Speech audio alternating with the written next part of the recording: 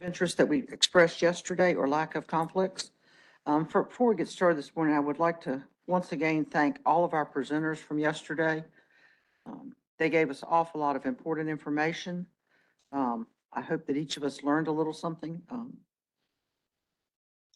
There was a ton of diversity among the different presentations, and I certainly do appreciate it. And I know the commission appreciates all the time and effort it took. And I'd also actually like to commend again our science panel for their work on the sea level rise study. We have a lot of good people on that. And we also welcome Dr. Corbett being in addition to that. So we look forward to the next round of work that they do. I know they're getting ready to work on the inlet hazards piece. And so, and for all those commissioners that aren't aware, all the science panel meetings are open to the public. We welcome your attendance either virtually or in person whenever they have them.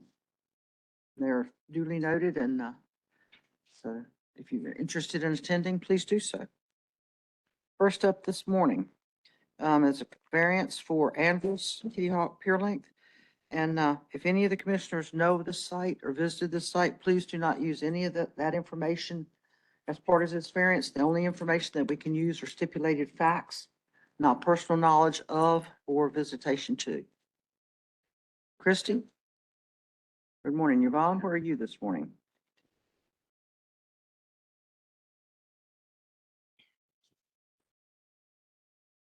She said it. Good morning. Couldn't hear you. It's time for you to come up. Okay. Thank you. Sorry about that. That's all right. Okay. Good morning, everyone. My name is Yvonne Carver. I'm a field representative with the Elizabeth City District Office in Elizabeth City for coastal management. Today, we'll be presenting a PowerPoint for Paul Undress property at 4140 Thick Ridge Road in Kitty Hawk. The issues at hand are quarter width, pier length, that rule, and navigation. Next slide. This is just a simple location map showing you where Mr. Andrus's property is located in Kitty Hawk Landing. Next slide. And this is a wide view of the site in Kitty Hawk. Next slide. This is a 12/17/1984 imagery of that property, and it's not zoomed in real well, but if you take a look, you'll see that at that time, there was a lot more vegetation and wetlands on the shoreline of that property when that pier was built. Next slide. And this is from the Dare County GIS 22 imagery showing current conditions. And you can see where he has the existing pier and platform, and he does moor his boat on that side from time to time. The only wetland vegetation when I went by that site is actually on the other side of the pier, as you can tell on this. Next slide. These are photos that were taken by our field representative, Sarah Leffler, last year when she was processing the major permit application. And these pictures were taken from the HOA common area to the west, and she was looking toward the east when she took those photos. Next slide. This is just another angle from that same side of the canal. And you can see where that shoreline dips in a little bit on that side. Next slide. And two more photos that Sarah took of close-ups of the platform that he currently uses to tie off on with his boat and part of the pier. Next slide. And one more close-up that Sarah had taken of the outermost portions of that pier and platform. Next slide. And this is the site plan that was submitted with the major permit, showing the existing canal and the water depths and the location of where he has a proposed platform and lift. Next slide. And a little more of a blow-up close-up of his proposal that he wants to add that boat lift and the platform / walkway. Next slide. As always, we note the rules in place for variances. And y'all have any questions on these slides? Have any questions? No, thank you very much, Yvonne. Thank you. Morning, Christy. Good morning. Good morning, Madam Chair and members of the commission. I'm Christy Goebel. I'm a DEQ Assistant General Counsel representing DCM staff in the variance today by Mr. Paul Andrus. Mr. Andrus is here in the black shirt, and he'll have a chance to come up here in a few minutes. Thank you to Yvonne for orienting you guys to the site, and I'm going to run through the facts real quick and then just address staff's positions on the 4 variance criteria. So this property is located at 4140 Thick Ridge Road in Kitty Hawk. Petitioner and his wife took title to the property in 1984. The property is 0.46 acres. It's bordered on the north by the neighbors, the Vaughts, by the canal on the west, by Thick Ridge Road on the east, and by part of Kitty Hawk Woods Coastal Reserve to the south. Also on the south is an embayment and a creek which feeds into the Drudge Canal. The property is developed with an existing pier and platform totaling 82 feet long for that pier and platform structure. It's a fixed pier and a fixed platform. The platform measures 8 by 6.6 and then widens to 8.3 by 16 feet. That was developed in 1984, around the time the petitioners took the property. The property is also developed with a garage and a shed, which are located both on the property and on the land to the south of the property, which is the reserve. I included a copy of a 2020 survey showing those structures on the property and the reserve property at that time, as long as some correspondence with petitioner's attorney. As noted in the DCM field report, at the time that the pier was built in 1984, the wetlands were present between the shoreline and the platform, and the structure met the total length limitations at that time, as we saw in that aerial photograph from 1984. Since then, the water and coastal wetlands have retreated. In the area of the property, the canal is now approximately 133 feet wide.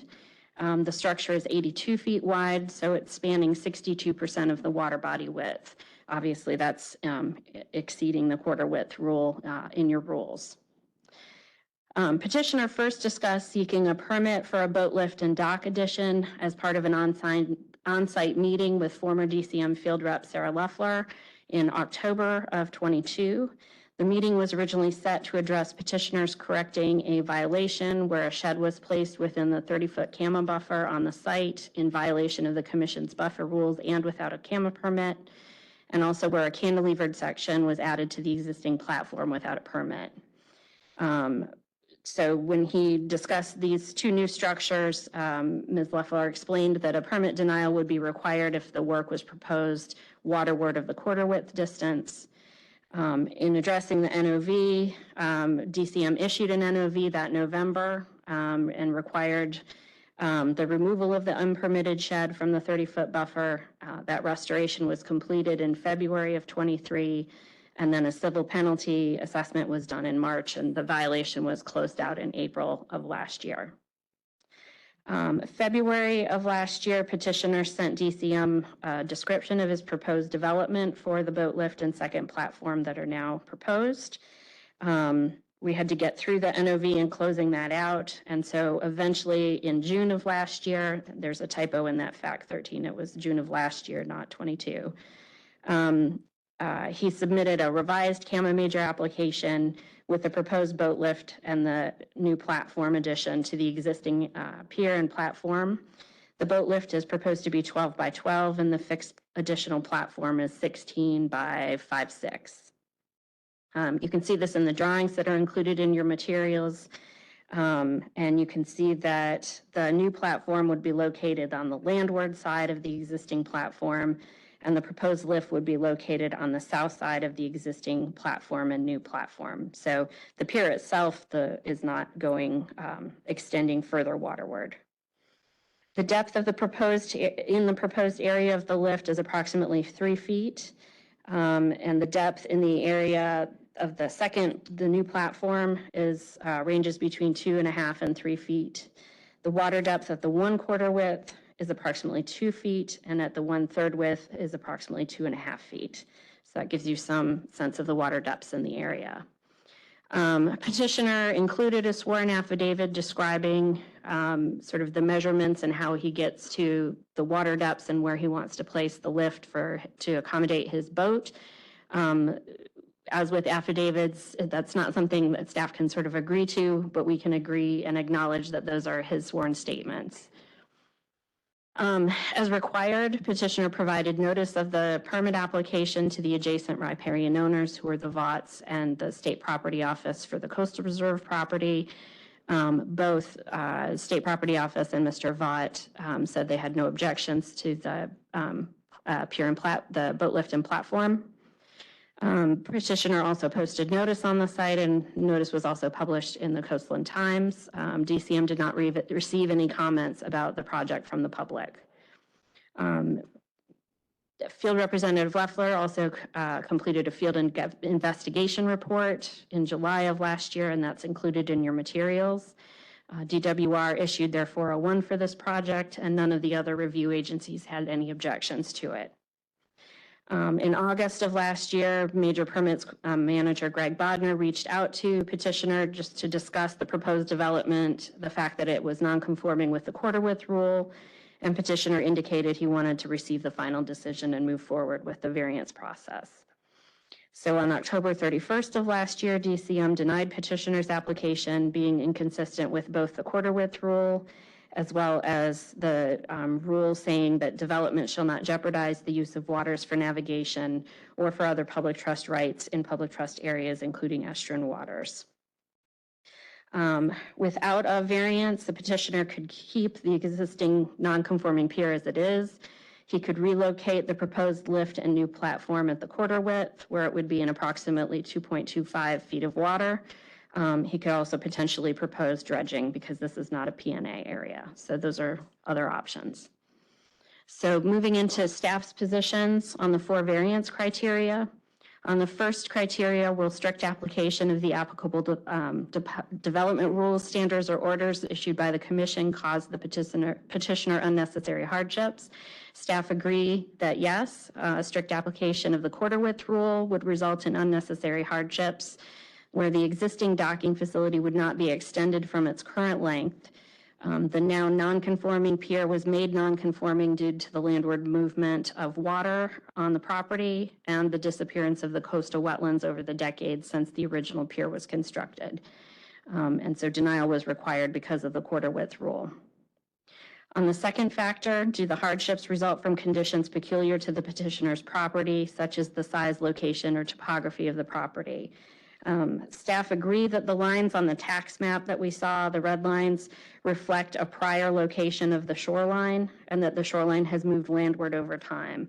That's also supported by the 1984 aerial photograph, which shows the coastal wetlands that had been present at that time, as well as an old survey. So it's pretty clear that's what happened in this case to create the nonconformance. Additionally, water body widths under your rule are measured from the waterward extent of the coastal wetlands. And so as those wetlands and the water retreated, the water body sort of got wider automatically as far as our rule goes. Staff also acknowledged that the petitioner is not proposing to make the existing non-conforming pier longer.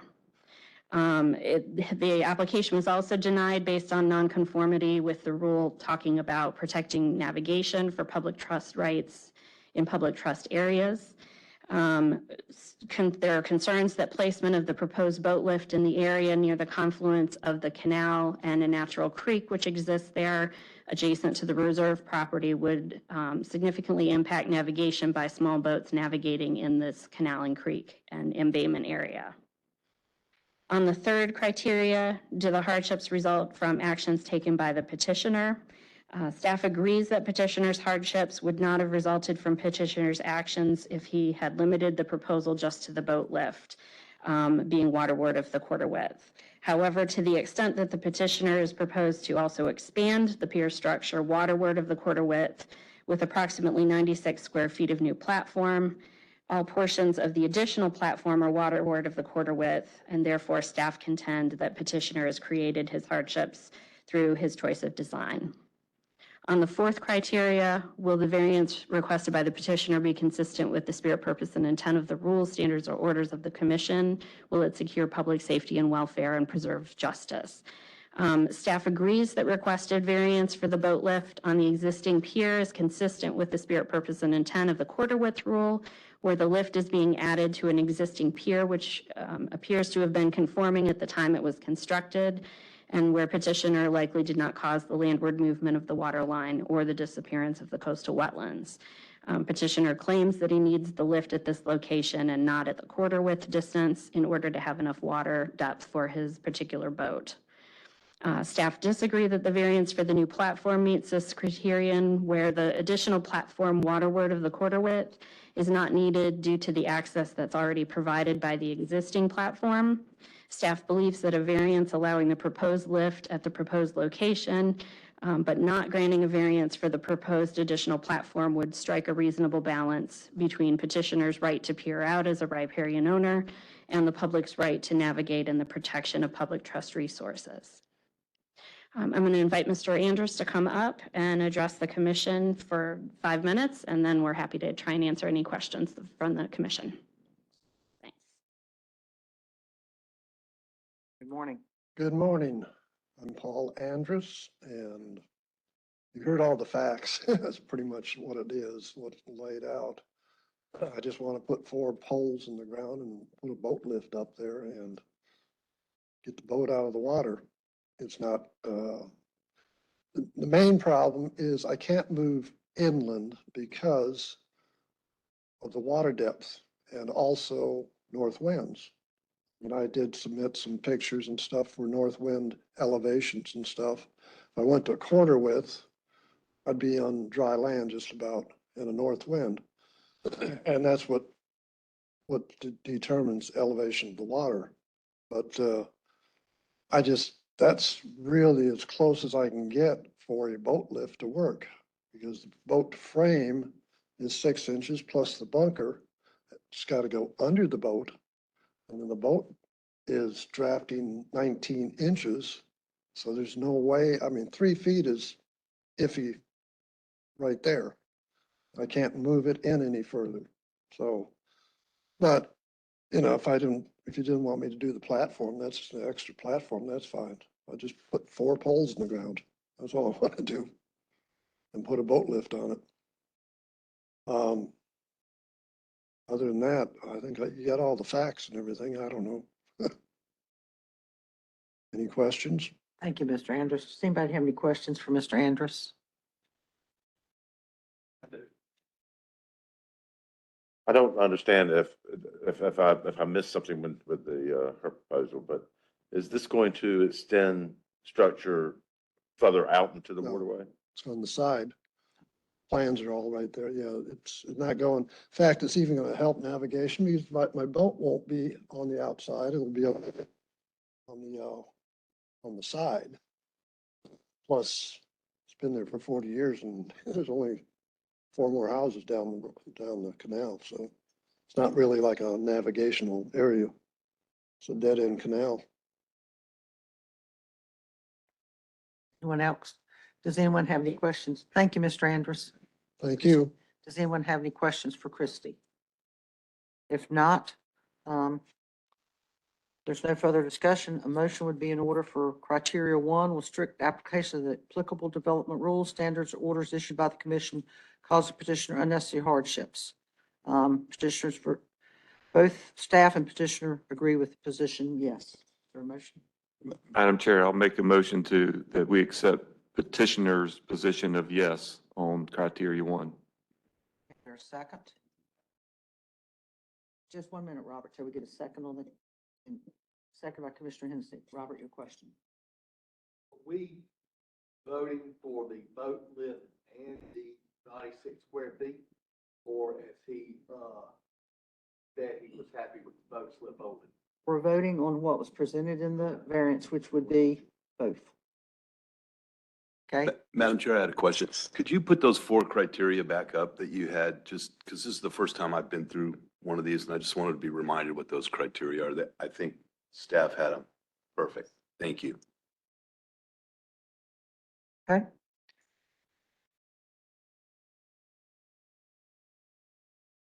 Good. Mhm. There's no further discussion. All in favor of the motion signify by raising your hand. Any opposition? Okay, motion is unanimous. Next up would be criteria 2. Petitioner has or has not shown that hardships result from conditions peculiar to the petitioner's property such as location, size, or topography. Madam Chair, I'll make a motion to accept petitioner's position of yes on criteria 2. Motion, is there a second? Seconded by Commissioner Hennessy. Any further discussion? If not, all in favor? All opposed? It is unanimous, Angela. Next up will be criteria 3. Petitioner has or has not shown that the hardships did not result from actions taken by the petitioner. Motion on that? Madam Chair, I'll make a motion, we accept petitioner's position of no for criteria 3. Is there a second? Second by Commissioner Holman. Any further discussion? All in favor? All opposed? That motion is carried unanimously. And finally, criteria 4, will the variance requested by the petitioner be consistent with the spirit, purpose, and intent of the rules, standards, or other orders issued by the commission to secure the public safety and welfare and preserve justice? Motion? Madam Chair, I'd also like to make a motion to accept petitioner's position of yes for criteria 4. Motion, is there a second? Second by Commissioner Hennessy. Any further discussion on the motion? If not, all in favor? All opposed? One opposition. Mr. Andrus, your variance is granted? Just to clarify, that's both for the lift and the platform? Yes, Okay, thanks. yes, it was for both. Thank you all very much. As you know, the other variance dropped off, so we're moving forward with the agenda. Resilient Coastal Communities Program. Mackenzie? Ingrid?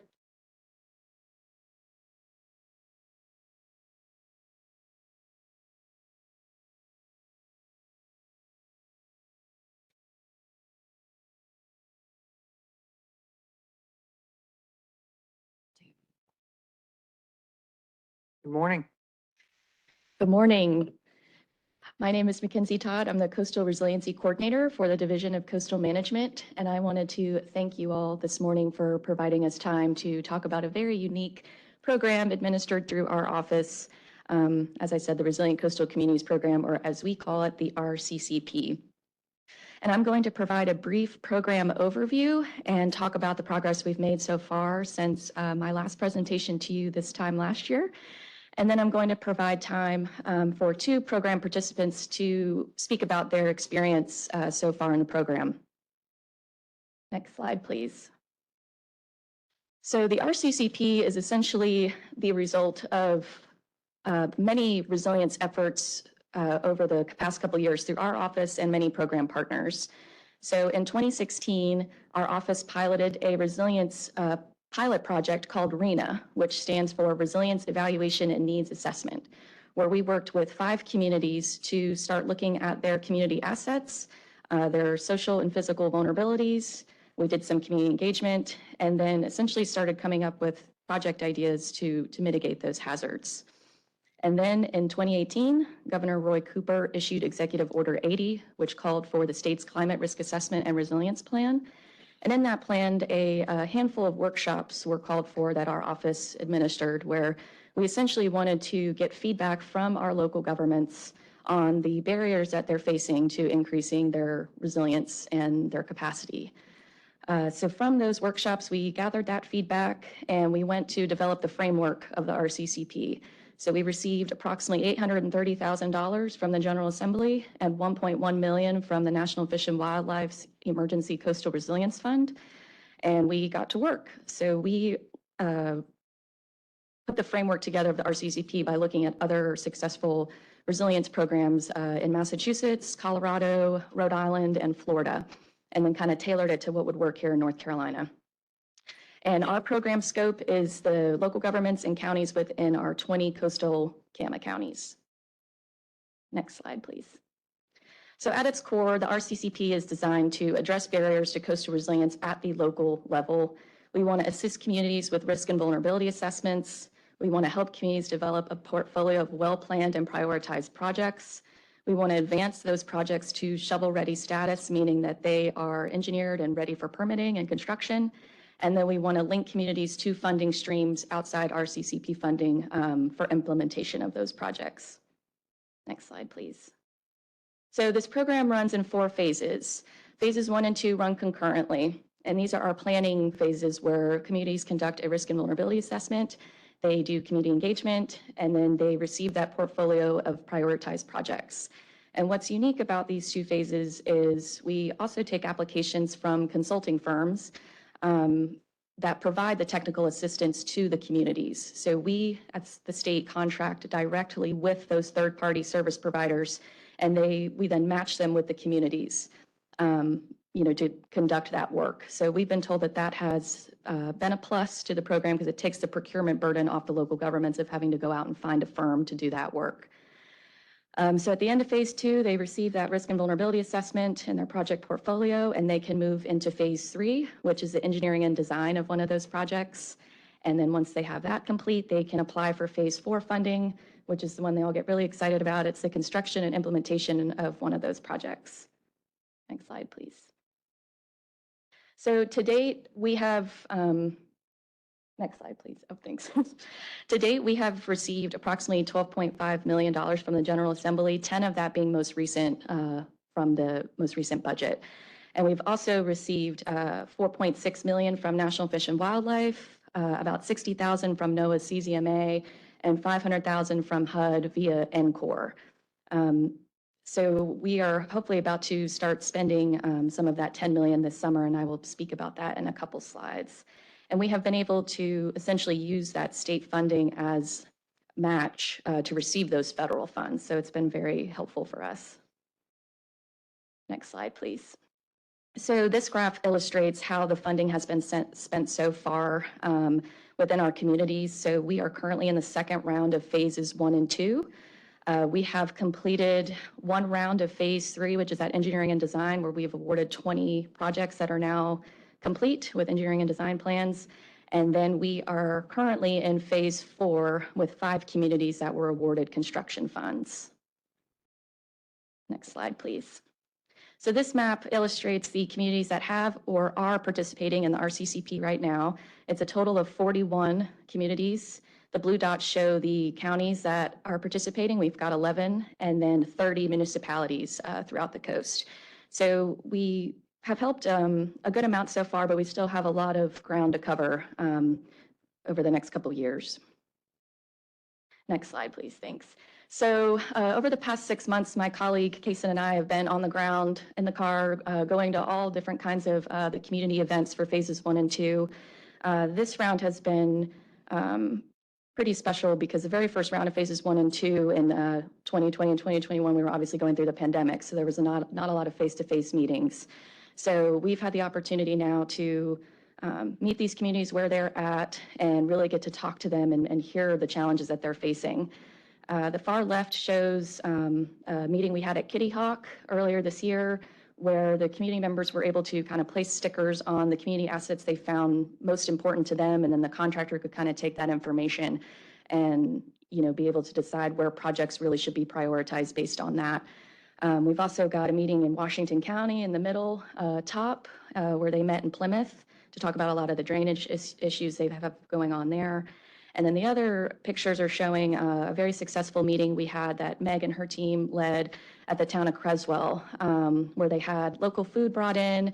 There was an opportunity to, participate in the mapping process and then, receive a gift card to Food Lion. And so it was a good opportunity for the folks to get together in an area they're comfortable with and be able to talk about these issues. Next slide, please. And here's just another example of what some of these posters maybe look like that the contractors put up at meetings to give folks an idea of what some of these projects could look like. And then another successful engagement event we had is we did attend a Christmas parade in December in Creswell, where Meg and her team set up a booth, and we found that very successful because the folks were already there and we were able to kind of catch them in passing and gather information and not have them have to come to an additional event. Next slide, please. So here are some, obviously before pictures of some of our Phase 4 projects. So as I said, 5 communities were awarded construction funds. So they are currently in that Phase 4, and they're hopefully going to finish by the end of this year. So on the far left, you've got the City of Washington received approximately $263,000 through us to improve Jacks Creek floodplain and greenway. In the middle there, you've got Pine Knoll Shores received $300,000 to install bioswales along 5 of their town-owned streets to improve the stormwater flooding. The town of Bellhaven, we've got town manager Lynn Davis here, is going to talk a little bit more about that. They received $263,000 to improve some overland flooding. Next slide, please. And then we've got the town of Vandermeer received approximately $250,000 to improve their culvert crossings and drainage ditches throughout town. And then finally, the city of New Bern received $175,000 from us to do some basin enhancement that includes some constructed wetland features to provide treatment to the stormwater prior to discharge in Jacks Creek. And that is a small part of an overall resilience project they have going on called the Duffy Field Community Resilience Improvement. So we'll be interested to see how that turns out here in the next couple months. Next slide, please. So where we're at today, as Tancred mentioned yesterday, we applied for NOAA's Climate Resilience Regional Challenge in partnership with the Coastal Federation for specifically $25 million for implementation funds for the RCCP and NCOR's RISE. They're the program that takes that regional approach to resilience. So we should hear about that this summer. And next, we did submit a pre-proposal, as Rachel mentioned yesterday, with National Fish and Wildlife's National Coastal Resilience Fund, where we're going after $2 million for some more resilience planning money. And then finally, the very exciting part is we have released our request for applications for phases 3 and 4 of the RCCP. So this would be the next iteration of those phases. So we're looking to spend about $6 million for these 2 phases, and we're going to be looking for engineering and design and construction projects. Those are live right now and open to RCCP communities. There is no match or cash or in-kind match requirement, and the applications are due to us at the end of May. And we will be spending the summer reviewing those applications, making award decisions, and then hopefully by your fall meeting, we'd have an idea of who we awarded, and we can update you then. So now to the superstars of today. We've got 2 of our program participants here. We have Meg Perry, who's the lead environmental planner with SWCA Environmental Consultants.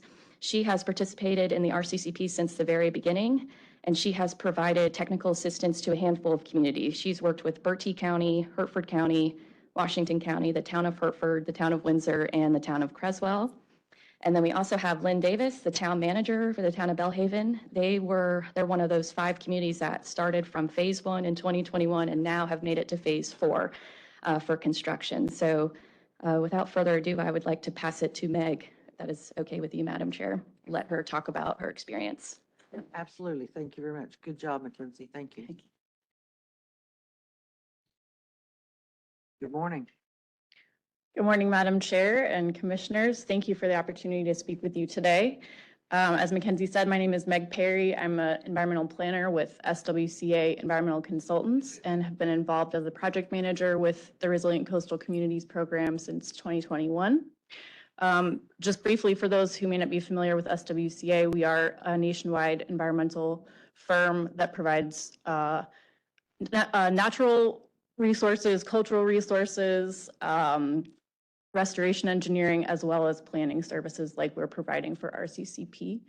We have offices in Charlotte and Cary and employees with deep roots in North Carolina like myself. So thrilled to be with you today. So I'm going to share some examples of technical assistance that we provide as RCCP contractors. And if you can go to the next slide.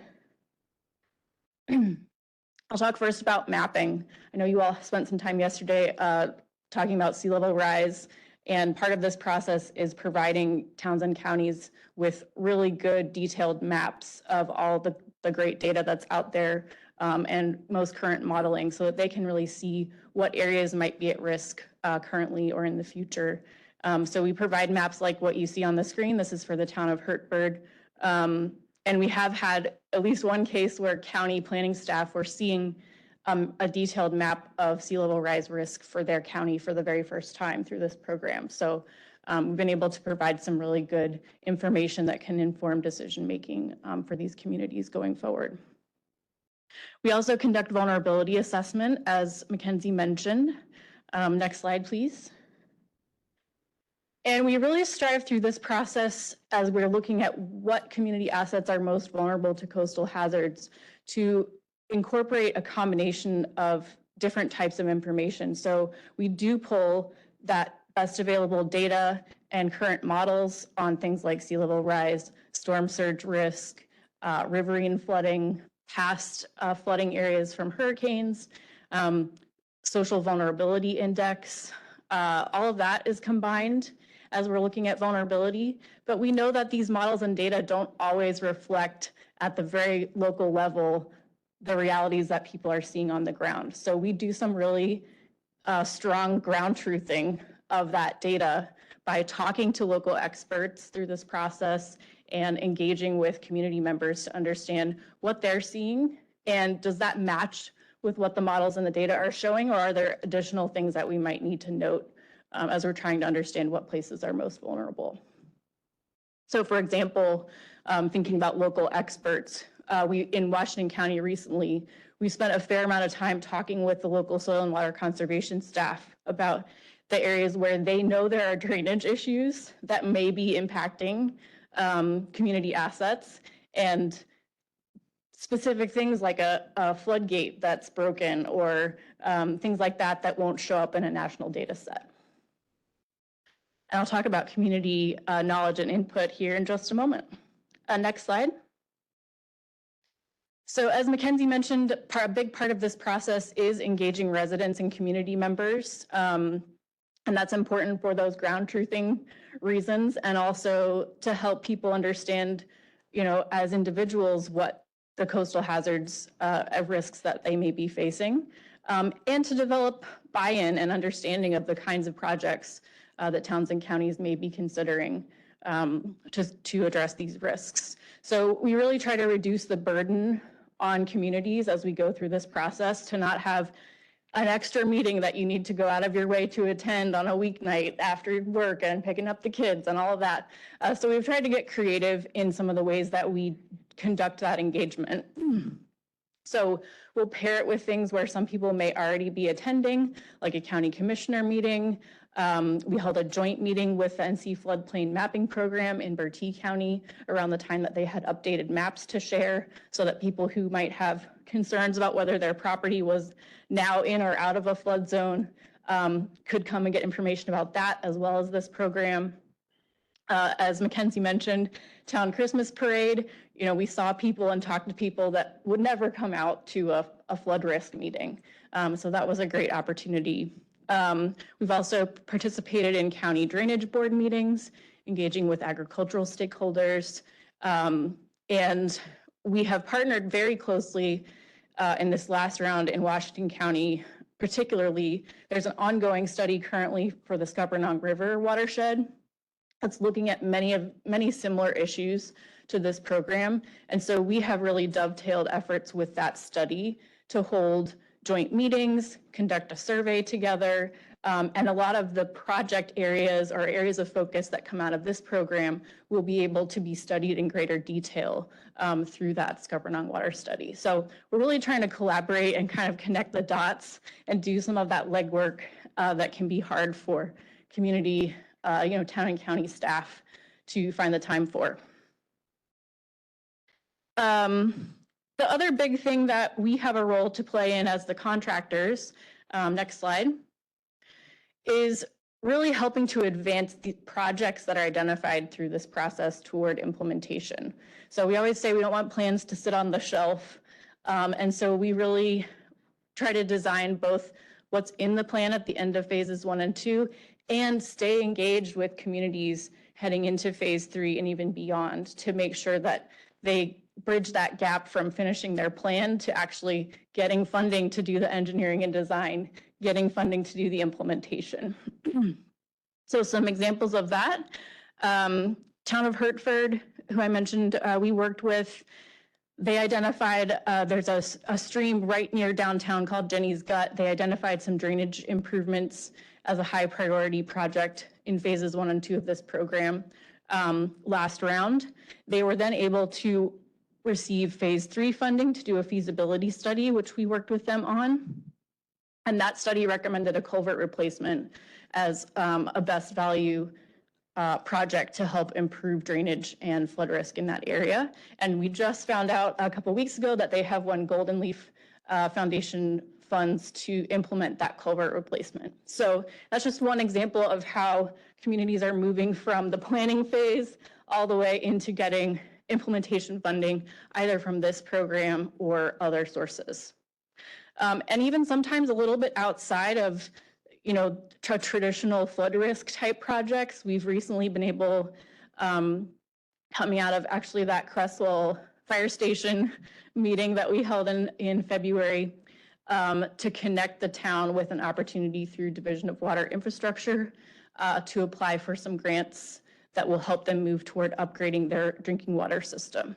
And so they were able to meet NCORE staff and DWI staff, you know, at that meeting and some subsequent conversations to move toward getting the funding. And that's a tiny town, you know, that has 1 or 2 paid staff at most. And so that kind of connection and access to support from state agencies really makes a big difference.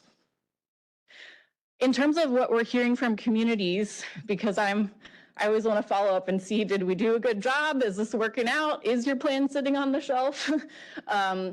It sounds like this program really is producing some useful results. I've had conversations recently with some of the staff we worked with in Bertie County in the first round of phases 1 and 2, and they are going back to that resilience strategy time and again as they apply for grants and as they're currently going through a countywide strategic planning process. So I'm encouraged to hear that the products of this program seem to be useful to communities. So to summarize, not every county or town can hire a resilience specialist. And this program is providing access to critical capacity and expertise for local governments, especially those with limited staff. As an RCCP contractor, we really are working collaboratively with communities to help them understand their coastal hazard risks and identify projects that they can do proactively to help reduce those risks. So we're excited to see communities participating and benefiting from this program, and we're honored to serve as their partners. I'm now going to turn it to Lynn Davis to share about the town of Belhaven's experience with this program. Thank you very much. Thank you very much. Very informative. Good morning. Good morning. Thank you for having us. For those of you who don't know about Belhaven, we are, let's see, oh, that's right. I have to tell somebody. Yeah, next slide, please. We are located on the Intracoastal Waterway, and all of the storms and events that you see out here on the coast, we feel it inside as well, because we do get the sunny day effects, and it's really interesting, and I'll share a little more about that. Next slide, please. But we are located in northeastern Beaufort County. We are a small, economically disadvantaged rural community. And Meg hit on several of those items, that we don't have the staff, we don't have the capacity, we don't have the resources. We have a small budget of $6.5 million, but we have a population of 1,400 people, and we're in a floodplain. Our entire town is in a special flood hazard area. So that means that if we have water in the town, then it's going to affect every one of our citizens. I started in this position as town manager 3 weeks before Hurricane Florence brought 3 feet of water throughout our town. Needless to say, I was drinking from a fire hose. And, you know, I was immediately faced with, here are these challenges. This is not just an oddity. This is something we're going to have to face, likely annually. And then I learned that not just annually we're going to have to face hurricanes, but we have other challenges as well. Next slide, please. After Florence, you had a lot of funding coming our way from FEMA, from state agencies, from, you know, all different sources of talk, and everybody was talking about resiliency and becoming a resilient community. And I was just naive enough to believe that, hey, Belhaven fits all these categories and we should get some of this funding to help us out. So anything that came across my desk, I applied for. And this program really hit the nail on the head, because it provided, you know, funding, obviously, but it talked about that coastal resiliency. And oftentimes people don't think of Inner Banks communities as being coastal, but we truly are. Boosting that local government capacity with a staff that we have of, less than 30 people, we don't have the human resource capacity. We don't have the engineers on staff. We don't have the planners on staff. We have to outsource all of this, and trying to, again, recover from the storm and address all of these issues. This grant program seemed to be a perfect fit for what we needed in the town of Belhaven. If you'll advance the slide, please. As you've already heard about the program, there were phases, and we are one of the few programs that have been from phase 1 to phase 4. And I'd like to say we're one of the showcases of success, and to show how this program has worked for small rural communities. Obviously, in phase 1, we assembled our community action team. We gauged the interest of our citizens and got their input and feedback, because let me tell you, in small towns, people know what the problems are, and they are not shy about telling you what the problems are and offering their solutions, which, could be some really far-fetched kind of ideas, but everybody has a solution. So phase 1, we got through all of that. Then phase 2 came the planning side of it, and project identification, and helping us prioritize what those needs were. And that probably is where the expertise of RK&K really came into play. As I said, all of our citizens know what our problems are, but how do we collect all of that information and put it in a package that is going to create fundable solutions and create outcomes for our community that are successful?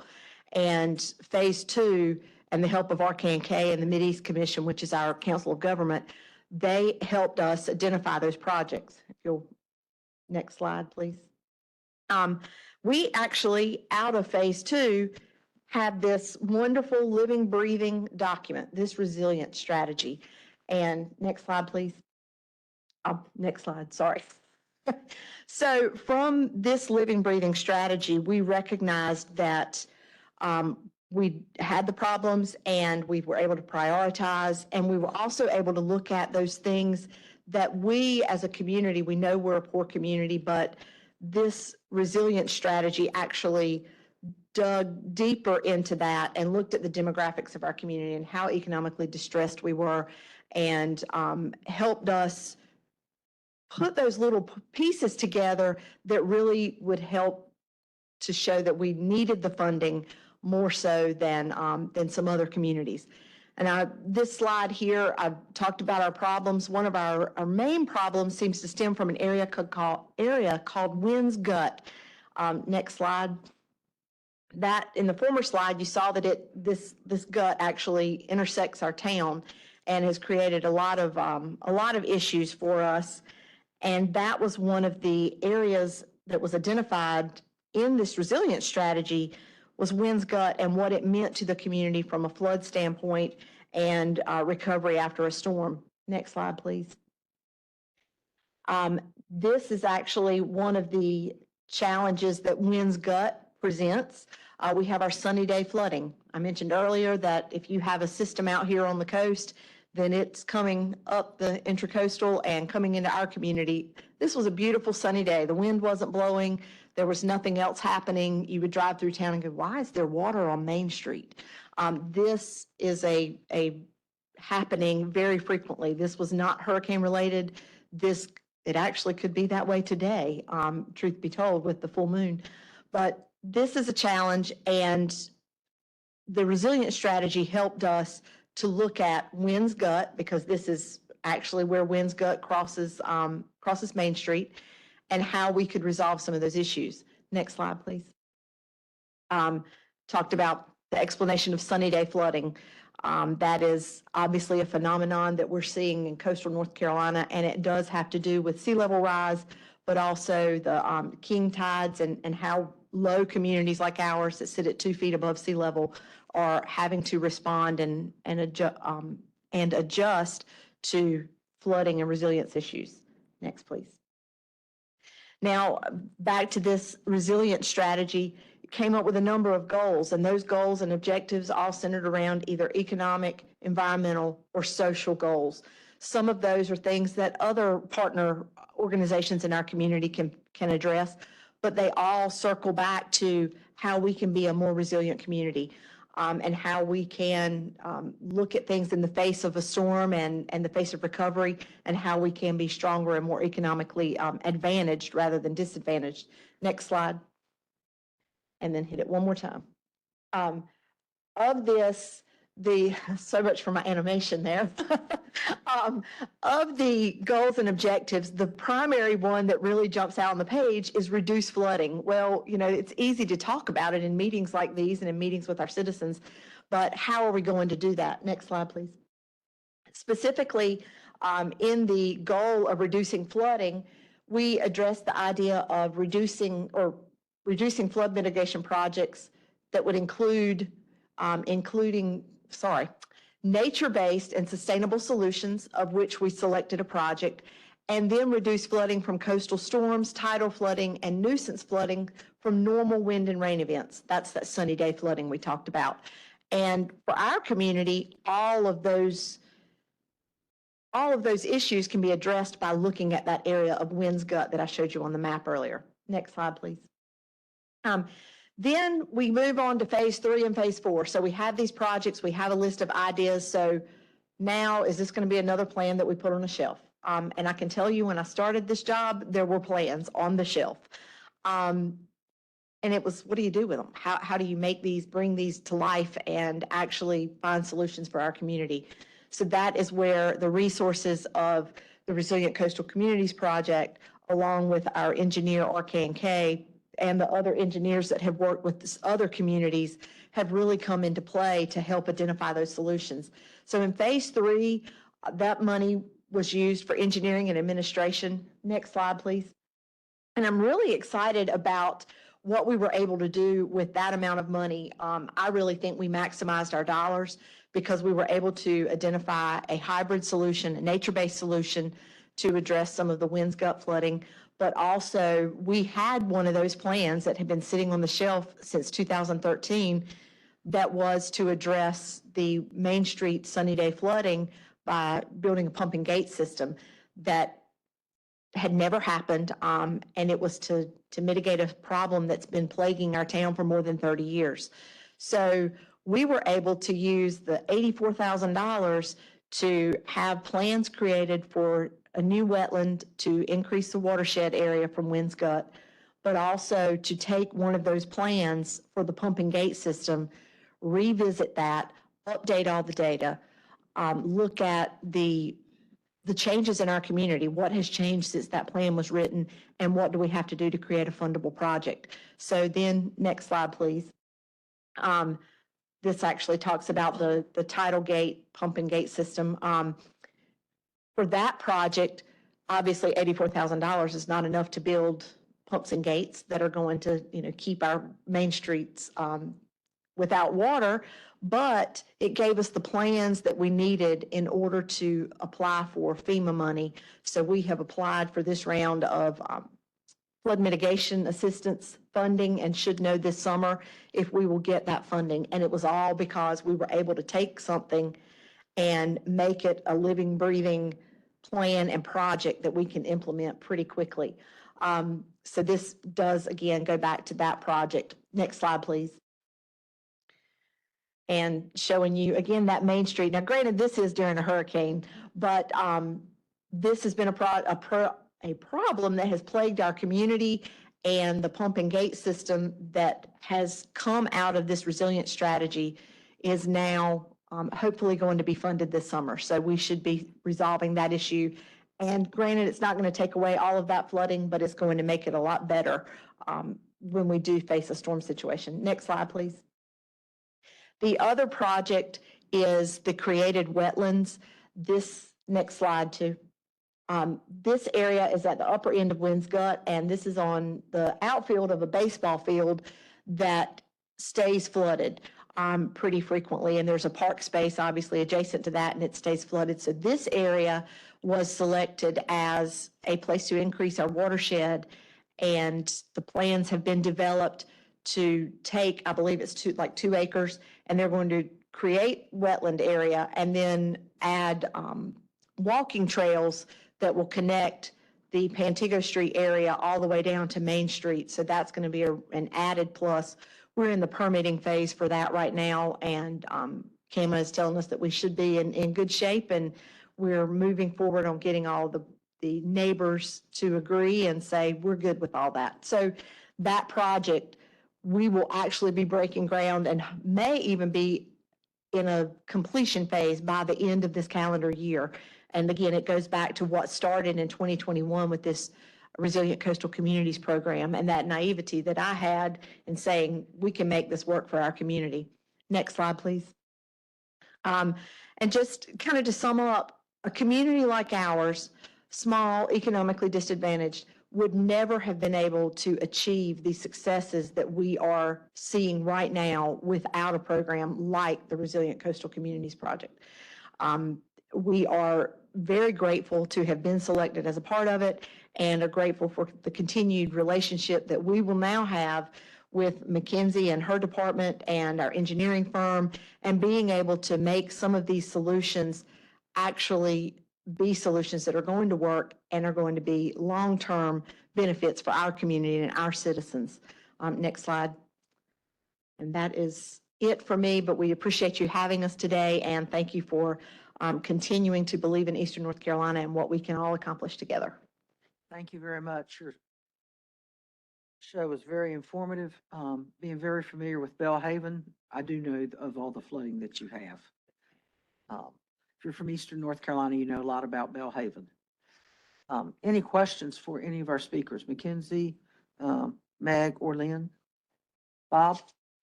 Not so much a question, but just really excited to see this money being deployed out to where it can do some good. And we've heard the example of Belhaven. I know Duffy Field in New Bern has such a terrible flooding problem, and this won't totally solve it, but it's a step in the right direction. So really, really nice to see this. Thank you. Jordan? Yes, ma'am. Great presentations. Appreciate hearing how it's actually working in a community. Is the funds that were received, are they non-recurring dollars or were they reoccurring? Non-recurring. Non-recurring. Follow-up. Do you have criteria for like tier 1 counties, tier 2 counties? Is there a match, I mean, to help our more tier 1 counties to get the funds? Yeah, that's a great question. So when communities apply to participate, we do prioritize communities in that tier 1 demographic.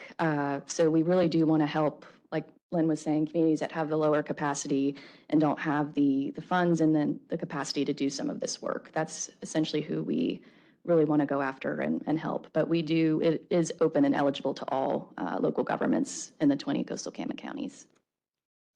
Other questions? Follow.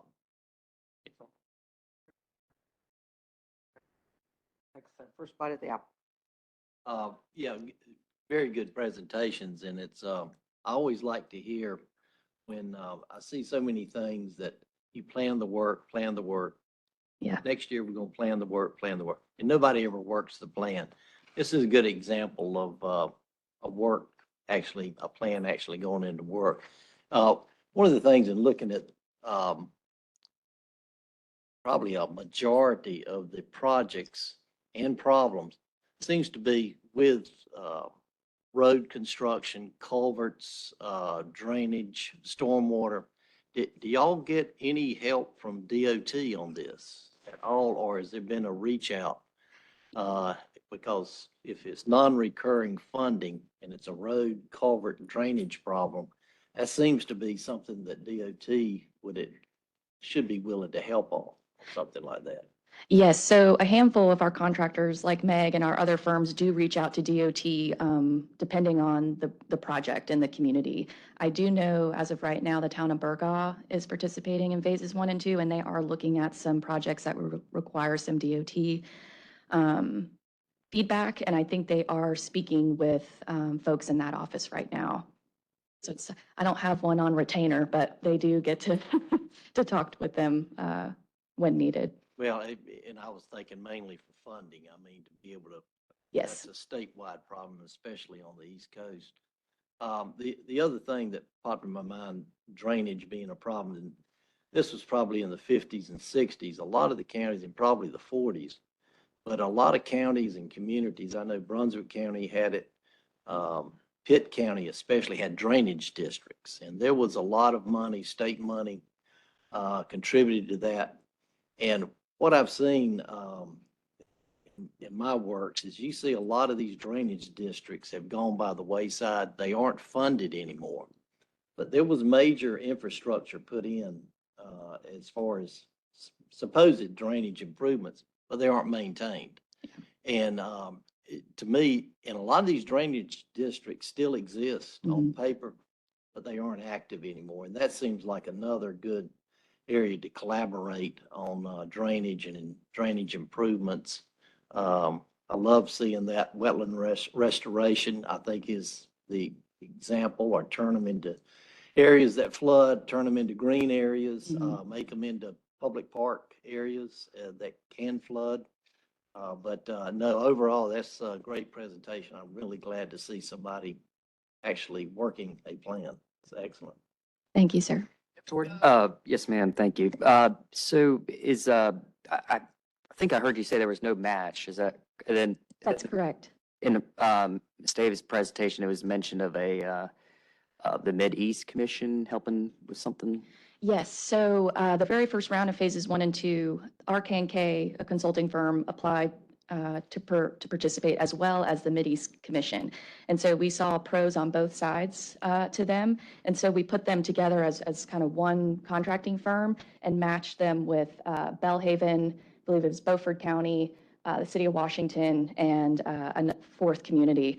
And that partnership has actually been pretty successful because the COG offers that on-the-ground knowledge of the area, and then RK&K has the, technical abilities to be able to run those assessments and do that work that's required for the end of phase 2. But no, there was no cash or in-kind match requirement to participate. Last one. Is there a certain dollar amount that you need to, that you would need to try to finish some of these projects? That would be a request from the legislature? Yes, well, we were very thankful to receive the $10 million most recently. So, we're hopefully going to start spending that this summer. And if we can, show success there and kind of see the projects we get in and kind of be able to tell how much some of these are really going to cost, then we could be able to go from there and hopefully request more funding. Does that answer your question? Okay. Any other questions? Meg, I have a question for you, please. Knowing how much the city of Hertford floods, the town of Yes. Hertford floods, are there other projects that are ongoing that will be following up on the one for Jenny's Gut, I believe? Yes, I don't remember off the top of my head the number, but their portfolio of projects includes quite a few others in addition to that Jenny's Gut project. I know they have been doing some work prior to and following on from this program related to the waterfront area there by Missing Mill Park. So they have several other projects in the works, and I know they've done a really good job of getting some grant funding in. I think they got a FEMA brick grant last round for some additional work. So short answer is yes, several other projects. Is the commission involved in any way with these projects, since they're a cog of government? Not that I'm aware of. Thank you. Thank you. Mr. King?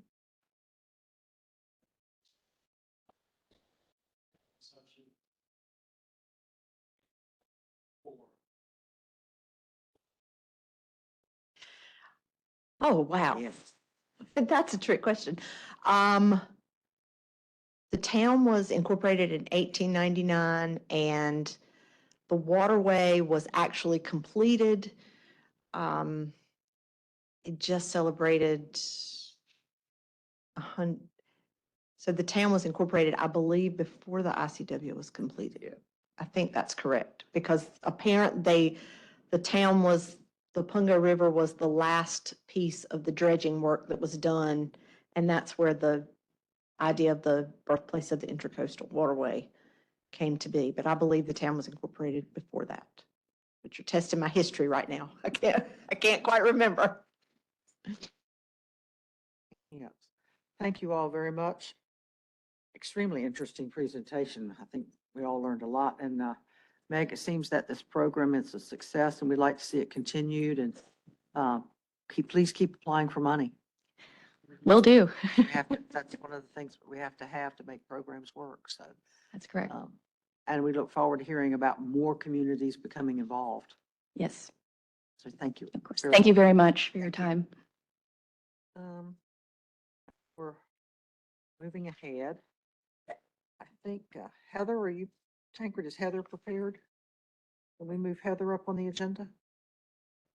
Yes, we can bring Heather Coates up, or if you only want to start rulemaking, now we can do that. Yeah, let's bring Heather up to talk about the installation and maintenance of wheat straw bales. I know we had a presentation yesterday or comments yesterday from our advisory council chair. So Yes, and I apologize in advance. If you saw this yesterday, you're going to see it again today. Very similar. Good morning. My name is Heather Coates. I'm the Beach and Inlet Project Coordinator with the Division of Coastal Management. I'm in the Wilmington office, and I'm here to talk about the proposed use of wheat straw bales as sand fencing. And so over recent years, we've heard increasing concerns expressed about the marine debris associated with derelict sand fencing, especially after storms, and when it becomes badly damaged. Current rules do require for the removal of sand fencing when it becomes damaged, non-functioning, or non-secured, but enforcement can be very challenging due to its widespread use across the coast, and especially when the fencing is partially buried or surrounded by established dune vegetation. So as a result, the idea to use hay or straw bales has gained a lot of traction recently as a more biodegradable way to protect dunes by trapping wind-blown sand. And to start with a clarification on materials, as these have often been called hay bales in the past, hay is generally defined as a whole grain material, generally used for the feed of livestock. So it still has the grains or seed heads attached, whereas straw, it has been harvested and it's the hollow stalk or the byproduct, so the remains of that grain feed. Straw is lighter weight and believed to have less risk of introducing non-native or invasive species or other pathogens into the environment. Because it's lighter, dried, hollow stalks, it's also believed that they may break down or degrade more quickly than hay or even pine straw. Oh, sorry. Yes, can I move that? One more, please. Okay. So while sand fencing is commonly used along the shoreline, the precedent of using alternatives is not new to serve as stabilization for dune protection. For example, every year the division releases guidance for the recycling of natural Christmas trees to be used as sand fencing. The recommended use of Christmas trees follows our same rule language as the exemption for sand fencing as far as placement, orientation, configuration. But as you can see in one of the photos here, the use of Christmas trees does not always follow our guidance. They're required to have spacing, 7-foot spacing between sections or the trees, similar to our sand fencing, and that is not always observed in practice. This is also grown from just a few Christmas trees being placed out in areas with badly damaged dunes for repair and into massive coordinated collection efforts where we're seeing just massive amounts of Christmas trees being deployed. And then also as the deployment of sand fencing itself has become far more widespread, there are sections that are often added. You have additional sand fencing that goes in and you end up with a maze of sand fencing, as you can see here on the photo on the right. If it becomes damaged, it can be very dangerous and property owners often want it removed and they're asking who is responsible for removing it. Next slide, please.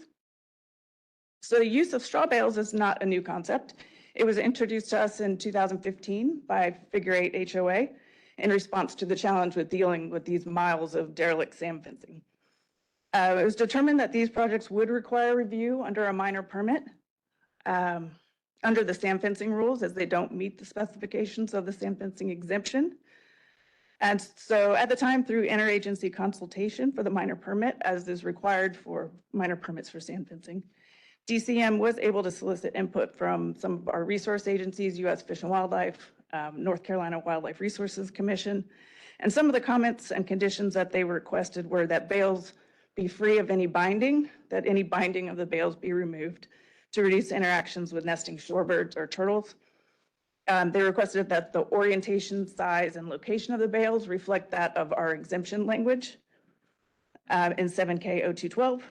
And that also asked that the applicant provide updated information in the form of photographs and status reports on a regular basis, also in the case of displacement or if any severe weather impacted the sand bale, straw bales.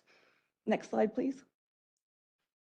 So in these images, the photo on the left was taken in April 2015, right after the straw bales were deployed, compared to the photo on the right, which is dated less than a month later. And so it isn't clear if there was any compression or degradation of the bales after they were put in place, but you can see in the photo that in just a month's time, they do appear to have collected quite a bit of sand around them. Next slide, please. This is a more direct view of the straw bales, also at Figure 8, and showing the difference of the initial exposure when they're first put in versus the performance of the material almost a month later. However, these did wash out a few months later, so they were not in place very long. Next slide, please. Another example is from North Topsail Beach, in which unauthorized bales of pine straw were placed at the base of the frontal dune. Next slide, please. And then in 2022, Ocean Isle Beach applied for a minor permit to install hay bales. The permit application was denied due to concerns from U.S. Fish and Wildlife Service and Wildlife Resources Commission. At some point, it was recommended that they were called hay bales at the time, that straw bales be used instead. And then, as many of you probably recall, that did come before you for a variance request, which was granted in the first part of 2023. The variance final order and the resulting permit issued specified that the straw bale configuration follow the sand fencing requirements of the exemption in 7K 0212. Next slide, please. So the final order for the Ocean Isle Beach project also required that the bales be free from any binding, that they be removed when installed to reduce interactions with nesting shorebirds or turtles, and it included a condition that the permit did not alleviate the need to coordinate with U.S. Fish and Wildlife to ensure compliance with the Endangered Species Act. So, and that's where I'll note, under these projects, minor permits do not require a federal permit, so they do not have what's called a federal nexus for U.S. Fish and Wildlife to issue a biological opinion or formal coverage under the Endangered Species Act. Also, the permit required the town to provide updated information in the form of photographs and a brief narrative, status updates on a regular basis, also in the case of displacement or if any severe weather impacted the material, similar to that Figure 8 permit. And then another condition required removal of the straw bales if monitoring provided evidence of negative impacts of their installation. And the variance also requested that the town consult with Dr. Zach Long with UNCW, as well as U.S. Fish and Wildlife Service and Wildlife Resources Commission.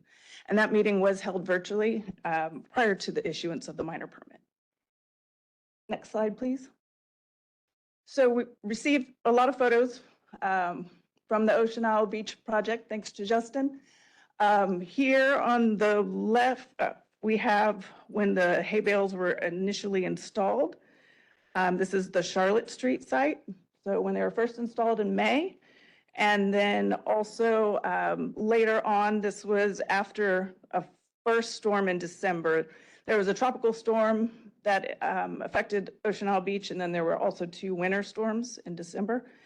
And they did not report any impacts from the tropical storm.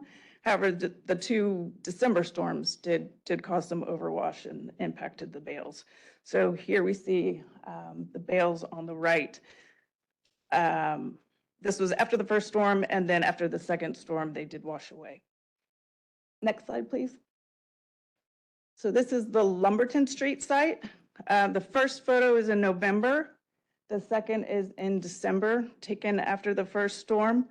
The town did note that these bales here did not trap as much sand. They were placed between vegetation. There was some vegetation located in front of it and behind it, and they did not trap sand and become covered like some of the other sites.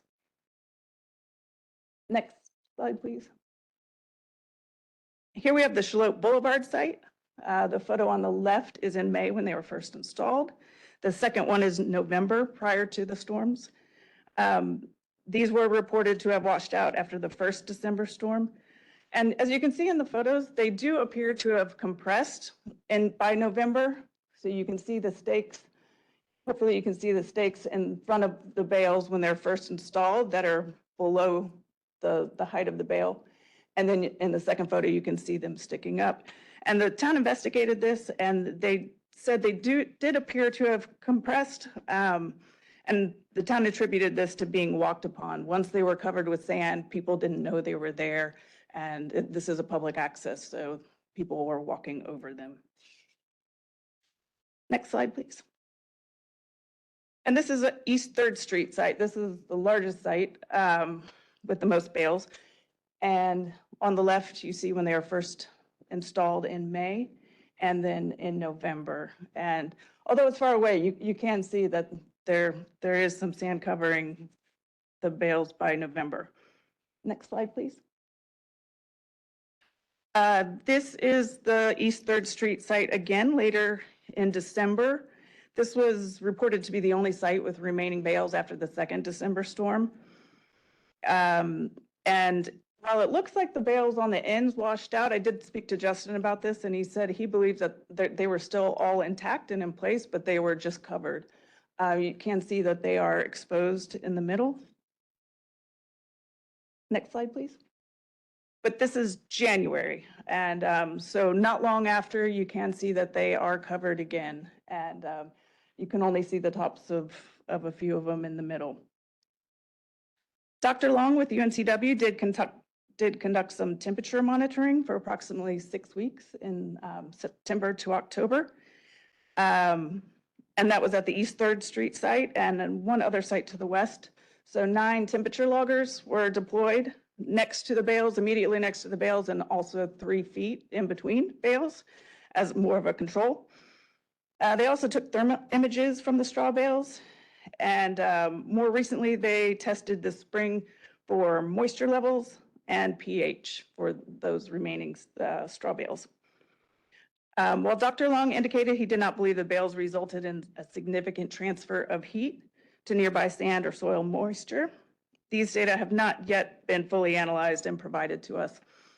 But he did say they should be able to share that with us in the very near future. He said he was hoping by the end of April, he should have that, be able to provide that to us. Additionally, they looked at surface temperatures, and we should note that these do not necessarily translate to subsurface temperatures, which could potentially impact turtle nesting. And this finally is another very recent, this is April this month, a photo of the East 3rd Street site. The town has requested to replace the bales that have washed away, and my understanding is Dr. Long is willing to do additional monitoring and also adjust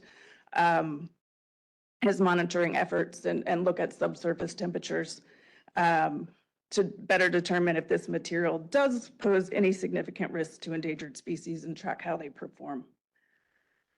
He also indicated that they conducted informal vegetation surveys while they were out there, and they did not observe any introduced non-native species around the straw bales, which is great news. Next slide, please. So pros and cons, many see these as having a lot of potential for being a much better material than sand fencing due to availability, cost, less debris, less of a hazard, and as well as its demonstrated capabilities to capture and store sand. It is an easily manipulated material that can be thrown out very easily and placed in the same configurations as required for sand fencing, although it does have a bigger footprint than your sand fencing material. This material has been seen to wash out. There hasn't been a lot of debris remaining that's been observed with these two projects so far. However, we have only seen these at very limited scope and scale, and due to the ease at which straw bales can be thrown out, there is potential for these to be stalled at a far greater volume and scale, and there could be a lot more straw debris that could potentially collect or remain after a storm. The U.S. Fish and Wildlife Service and Wildlife Resources Commission are concerned that buried hay bale or straw bales, could change the sediment characteristics of turtle nests as they become buried, especially if they become compressed, potentially leading to false crawls or impact from moisture from buried bales that could impact the viability of turtle nests. And also how their decomposition could increase temperatures potentially, which could skew sex ratios of hatchlings. And it could also cause difficulties in emergence of newly hatched sea turtles. The resource agencies have also expressed concerns regarding the timing of these projects, particularly regarding installation during turtle nesting season. And finally, they've expressed concerns about the division's ability to enforce any rules on their use, given the ease at which people can install these.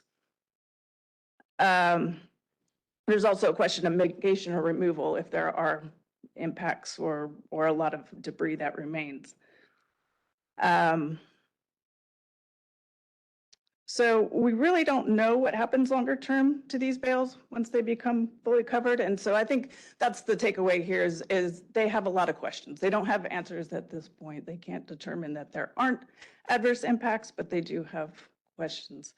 So they have expressed concerns that the commission is seeking to develop new rule language, and we don't yet know how these will perform long term. Next slide, please. So the results of the two pilot studies, Figure 8 Island, they were just in place, I think it says a month here, but I believe it was a few months. And we did see that they do appear to be functional in trapping sand. No additional monitoring was conducted though, however, after they washed out. And then based on the initial analysis of the straw bales at Ocean Isle Beach, they do appear to work to trap sand when placed in front of vegetation. The straw bales that were placed waterward of vegetation did function better than those placed in between vegetation. However, more detailed monitoring analysis of the straw bales' impact on temperature, moisture levels, and pH have not been fully analyzed yet. Only surface temperatures were collected, not subsurface temperatures, and so the subsurface temperatures and conditions would better inform how the bales may impact turtle nests. And again, no non-native species were observed associated with these straw bales, which is great. But additional time and research and information would be helpful, both to monitor them for decomposition rates and other factors, and to better address comments and concerns from the resource agencies such as North Carolina Wildlife Resources Commission and U.S. Fish and Wildlife Service, and also better inform applicants of their efficacy. So next slide, please. In speaking to the CRAC yesterday, I will summarize again Bobby's report. They do wish to move forward with rulemaking language. However, they did have concerns with the rule language as currently drafted, and understand that modifications may need to be made to that rule language in the future. So some of the concerns expressed were not allowing individual property owners to install straw bales. Right now, it is drafted as being limited to local governments or HOA with more than a mile of shoreline.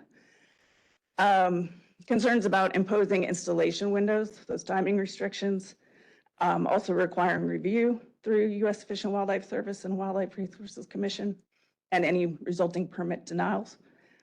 Also, they're required to remove the bindings and ties from the bales, and also the prohibition on staking.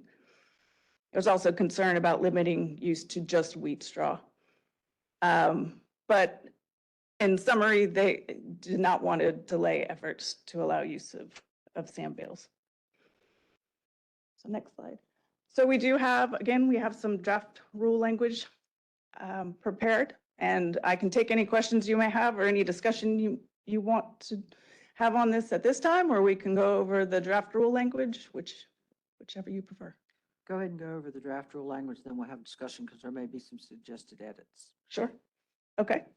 So again, and Part A does state that wheat straw bales shall only be installed by local state government or local homeowners association with more than a mile of ocean shoreline. So it would limit to just those entities and not individual property owners. Parts B and C follow rule language for sand fencing. Wheat straw bales shall not impede public access to the beach, recreational use of the beach, or emergency vehicle access. They shall not be installed in a manner that impedes or restricts established common law or statutory rights of public use of the beach. And Part C, wheat straw bales shall not be installed in a manner that impedes, traps, or otherwise endangered sea turtles, sea turtle nests, or sea turtle hatchlings. It states that CAMA permit applications for wheat straw bales shall be subject to review by the Wildlife Resources Commission and U.S. Fish and Wildlife Service in order to determine whether the proposed design or installation will have an adverse impact on sea turtles or threatened and endangered species. And again, that's language taken from sand fencing rules. Part D does require that the permittee remove any ties or bindings from the wheat straw bales during installation. And Part E says that they shall not be staked down or otherwise secured to the beach or dunes. Next slide, please. And then Part F, wheat straw bales shall be placed as far landward as possible to avoid interference with the sea turtle nesting, public access, and recreational use of the beach, emergency vehicle access. This is also pretty much mirrors our language for sand fencing. Cannot be placed on the wet sand beach. Wheat straw bales cannot exceed 2 feet in width. Your sand fencing sections are obviously very narrow, but we did draft it with a 2-foot width requirement and a 3-foot height requirement. And it would still remain limited to 10-foot sections similar to sand fencing. Installed at a 45-degree angle or less. And no portion of the straw bale section shall extend more than 10 feet waterward of the following locations: first line of stable natural vegetation, toe of the frontal or primary dune, or the erosion escarpment. And again, this mirrors language from sand fencing, from the exemption language. And then it talks about using the use of straw bales along public access ways, which is also similar to sand fencing. And a minimum of 7-foot spacing shall be maintained between any section of dune building materials. This is similar to sand fencing, but we changed the language to say dune building materials to specify that this would include sand fencing. There would need to be a 7-foot separation between sand fencing, straw bales, Christmas trees, whatever dune building material you seek to use. And then finally, non-functioning, damaged, or wheat straw bale sections that have been moved from their authorized alignment shall be repaired or removed by the permittee. And that is also similar to our sand fencing language. And so this would be a separate section of the rules. And again, it would require a minor permit as currently drafted. Thank you, Heather. Questions for Heather? Gordon? Thank you. So for sand fencing, there's an exemption for sand fencing, correct? Yes. Is there a certain amount? I mean, is it like what's a large project of sand fencing? Is there any permits that are required? Or there is not a limit to the length of sand fencing sections that can be installed. as long as it's no more than 10 feet waterward from the toe of the frontal dune, first line of stable natural vegetation, the toe of the scarp, as long as it meets those siting requirements, it has 7-foot spacing between sections, installed no more than 45 degrees, at an angle of no more than 45 degrees. There's no limit on the overall length under the exemption. If it does not meet any of the conditions of the exemption, then it does require a minor permit and review under the minor permit. Larry?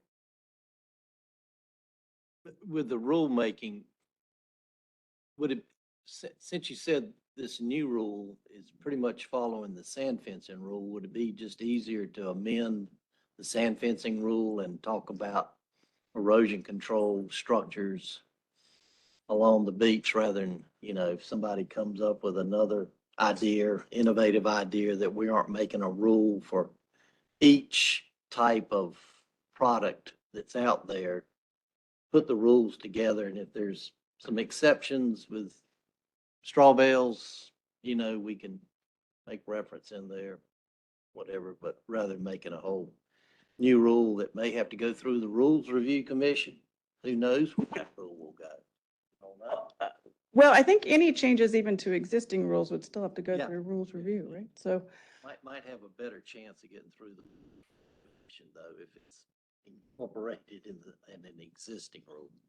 But no, it just seems as far as efficiency, I'll just throw that idea out there. Trying I'm to not amend sure if amend there, the current rule. is there any Yeah, risk Just, if, just the issues that we're currently having with Rules Review Commission, we prefer to send this up as a separate rule. So we're dealing just with this. Okay. Mr. Holman? Thank you, Madam Chair. Heather, thank you not only for the presentation today, but obviously the work on the rule. As I sat through the CRAC meeting yesterday, I had a couple of questions and I've heard partial answers, but first, are there other states that are using straw bales for sand fencing? And then second, what can we learn from them? And then third, my question would be, I hear the concerns of the North Carolina Wildlife Resources Commission and U.S. Fish and Wildlife Service. Are they pointing to any kind of research or any kind of data that has been gathered in maybe other states or other areas that have used these kind of materials for fencing? So I'm just trying to understand, are these science-based concerns or not? sure, those are great questions. And Spencer did reference that they are used in Texas, that straw bales or hay bales are used in Texas. I actually did search that. I did not see anything that came up quickly, and I'm not aware of Yeah, the conditions it would. From what I'm aware of with the, what's being done in Texas, they're using like the big, large round ones as dune cores and building dunes. So it's kind of a different application. I don't know about, I just don't know. And if you've searched, I believe what Heather says that, I don't know any other states that are using them in this application as a substitute for sand fencing. And so to answer the other part of your question, I don't think there are any studies specifically to the use of straw bales, hay bales, and because I don't know that we're aware of or that I'm aware of at this time, because I don't think that work has been done yet.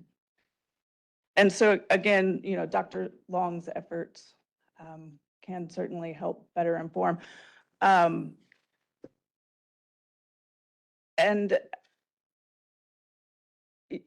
yeah.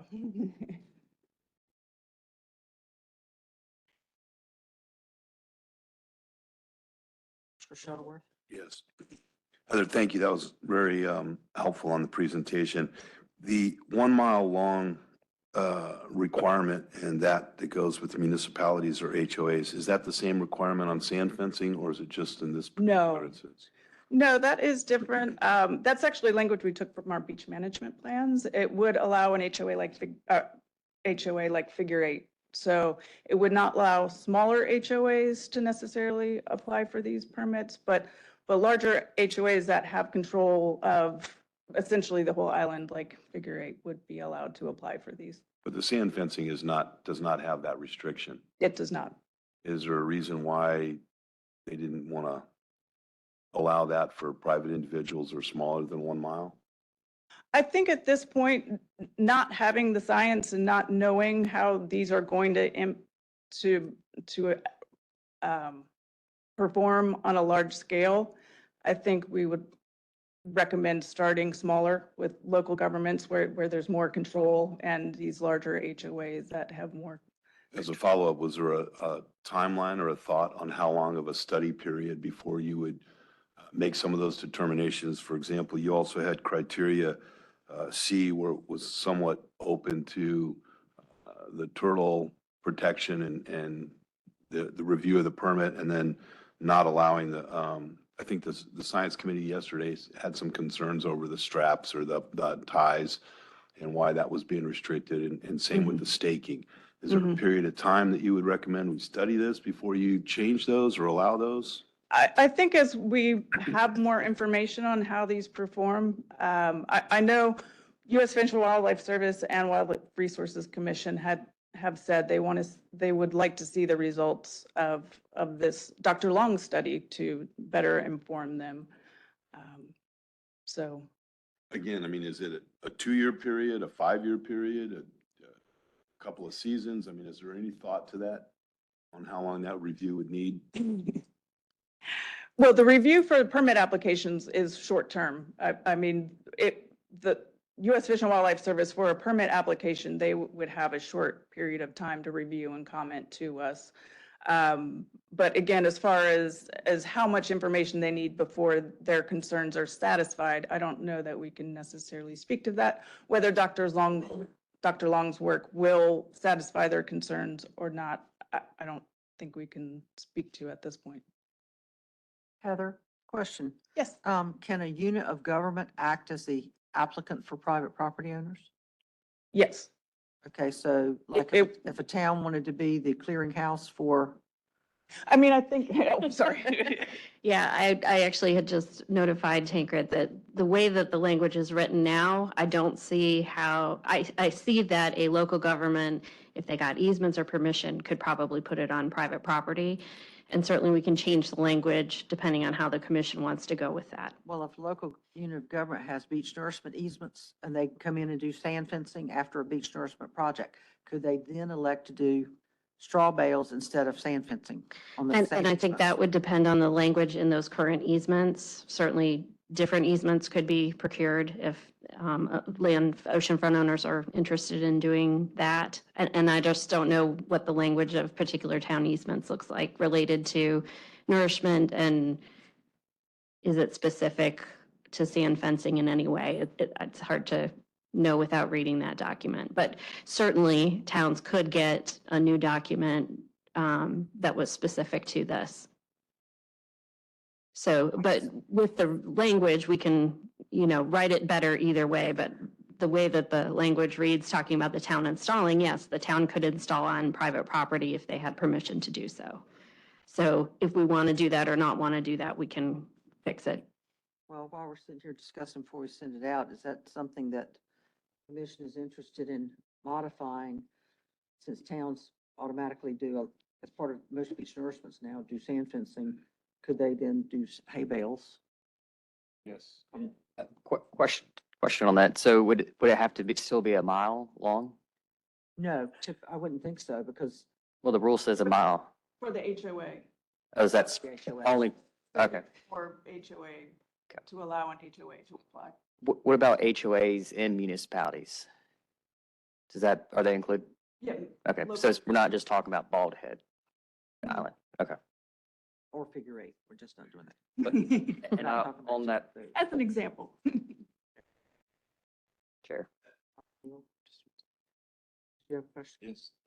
Well, I want to make a comment that in these rules, my opinion is that Rule E really should not apply to what we're talking about, because it seems to be contradictory to what Rule C is talking about is, the straw bales impeding or trapping or endangering sea turtles. Well, if they're allowed to, if you're not staking them down, you're more likely to cause that very problem. So why not stake them down in some way so they're not rolling down the beach or being blown down the beach, et cetera, and potentially creating a hazard or obstruction. That was one of the things from the CRAC yesterday, that they'd be allowed to have stakes. I think you saw them at Ocean Isle. There were some stakes at the end, stakes on the side. So you need some stakes, especially if you're removing the ties. And the question about ties yesterday was about part of them being twine ties, but some bales are now being plastic ties, which are a problem on the ocean front. That's why they should be removed. But there was a suggestion that by the crack that we do have some sort of staking. Mr. Hennessy?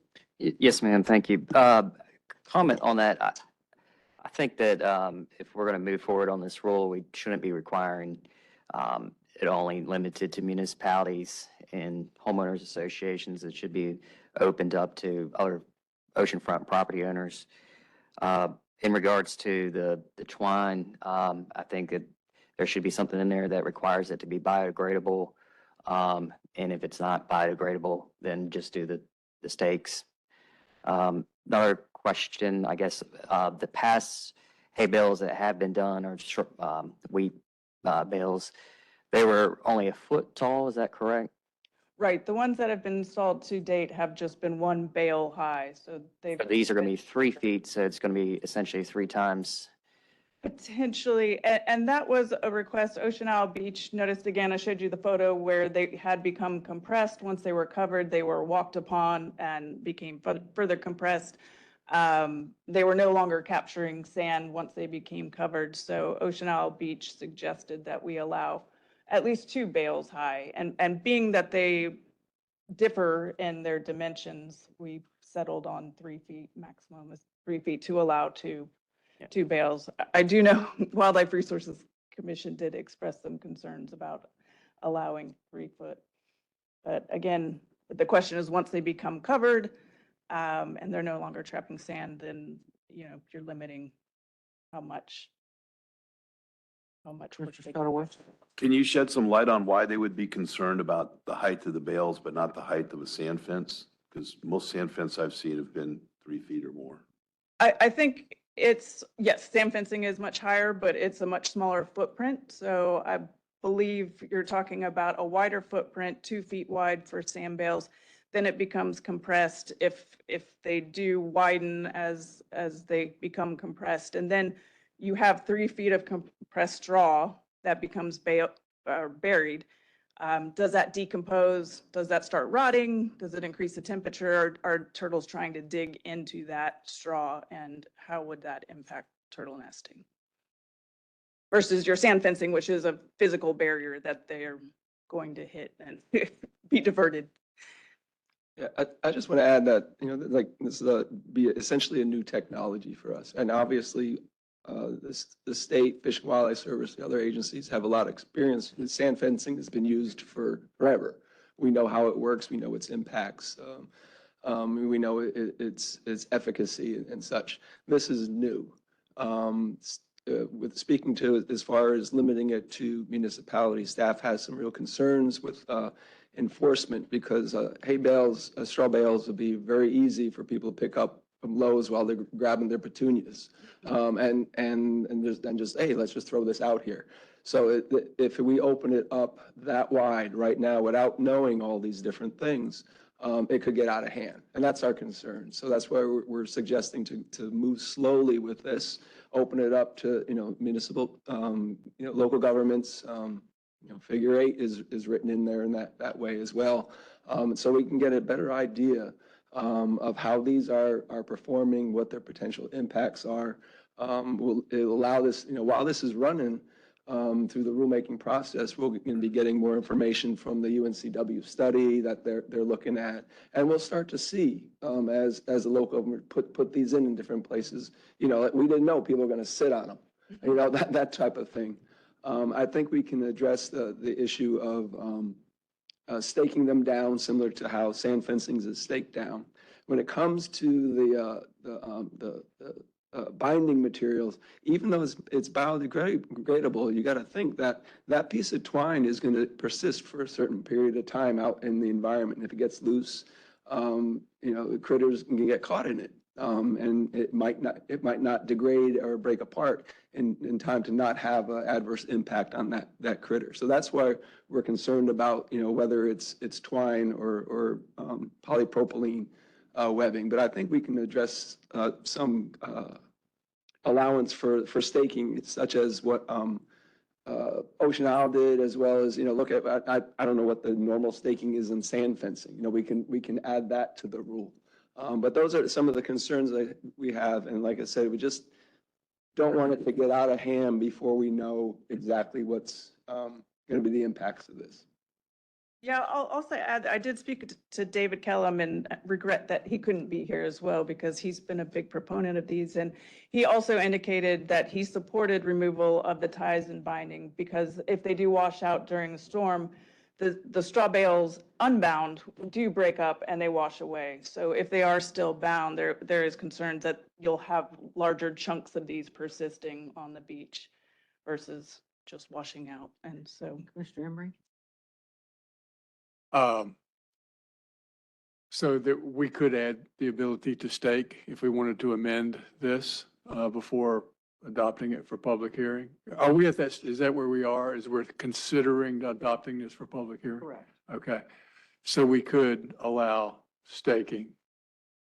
But just one other thing, I think whatever we can do to keep the wildlife agencies on board, they're clearly looking at this sideways because it's new. right. And I think as long as we're sensitive to their concerns as we go along, that will help bring them along. Mhm. So Right. I'm good with the permit like it is, except we would amend it to allow staking. Anybody else? Tancred?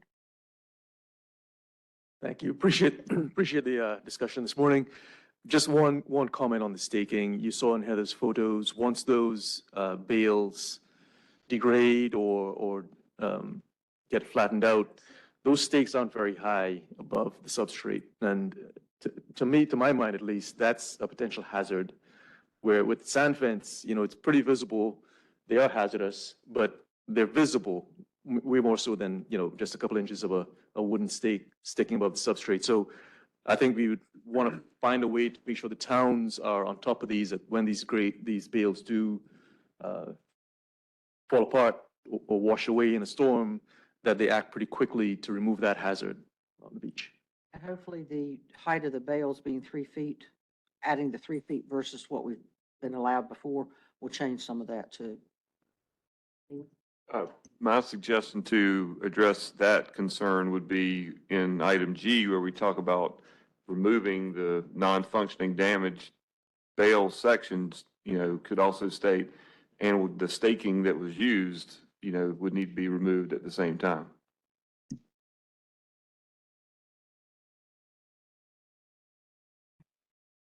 Lauren? Just to follow up on Larry's question about collapsing into one rule, basically a sand dune building materials rule. Your concern is that if we open it up, now sand fencing is on the line at RRC. So that's, okay. Just wanted to make sure I understood. Madam Chair, my only, I think I understand all those comments and can see that support. I just want to see if we get some kind of periodic review, whether it's 2 years or 3 years, so that we allow Fish and Wildlife and staff to come back and say, this is working or this is not working, and make adjustments accordingly. I don't know if it's appropriate to ask them or put a time limit on it. I'm just kind of trying to understand how that would work. I think as we direct staff whether to send this, make the modifications that we've asked for and send this out for public hearing, that we also ask for periodic updates, and we can put any time frame that we want on that, whether it's a year, 2 years, or whenever Dr. Long, is that correct, sends out a report for us to be privy to that report and see how that monitoring is going, if there's any issues with that. Would that suffice? So we have some idea. Absolutely. I think we need to review to find out if it's working or not. If it's working, then we can maybe take some other steps with it.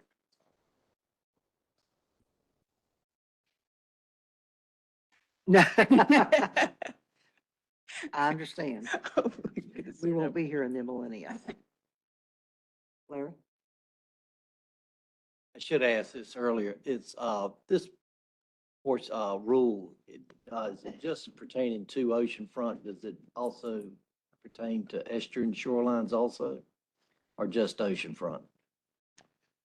I believe we anticipated this being in the ocean hazard rule. Is it estuarine? We anticipated just being oceanfront beaches, but he was Does it asking apply to all about. shorelines or just oceanfront? This rule we're looking at.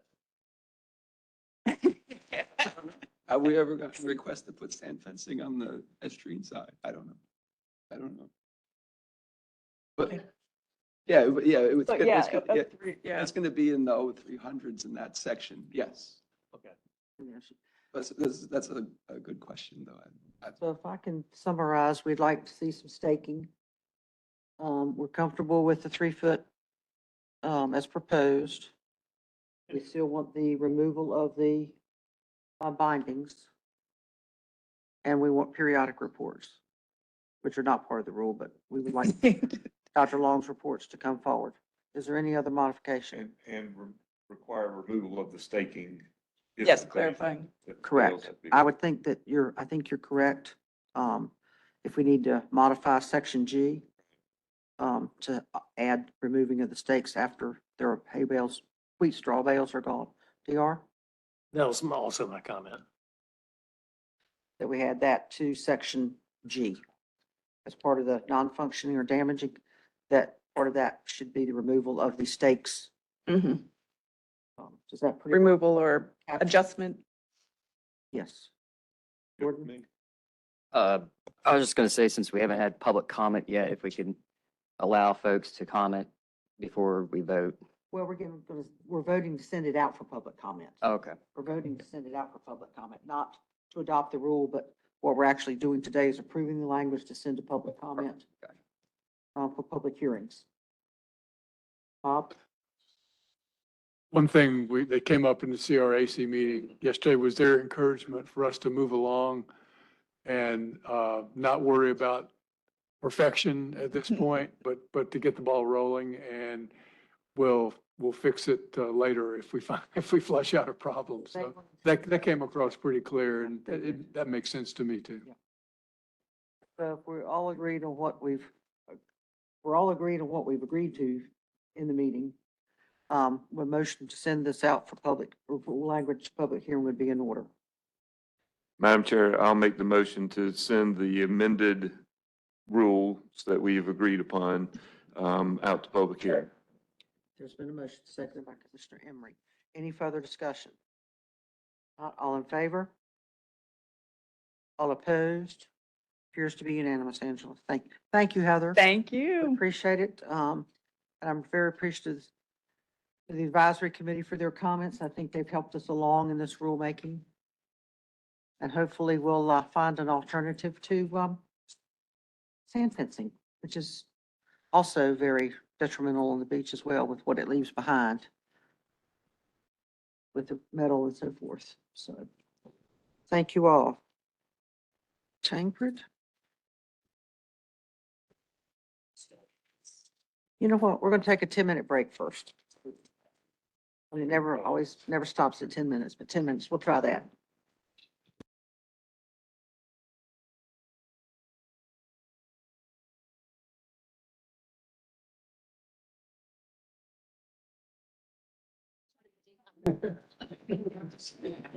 If everyone would take their seats, we'll get started.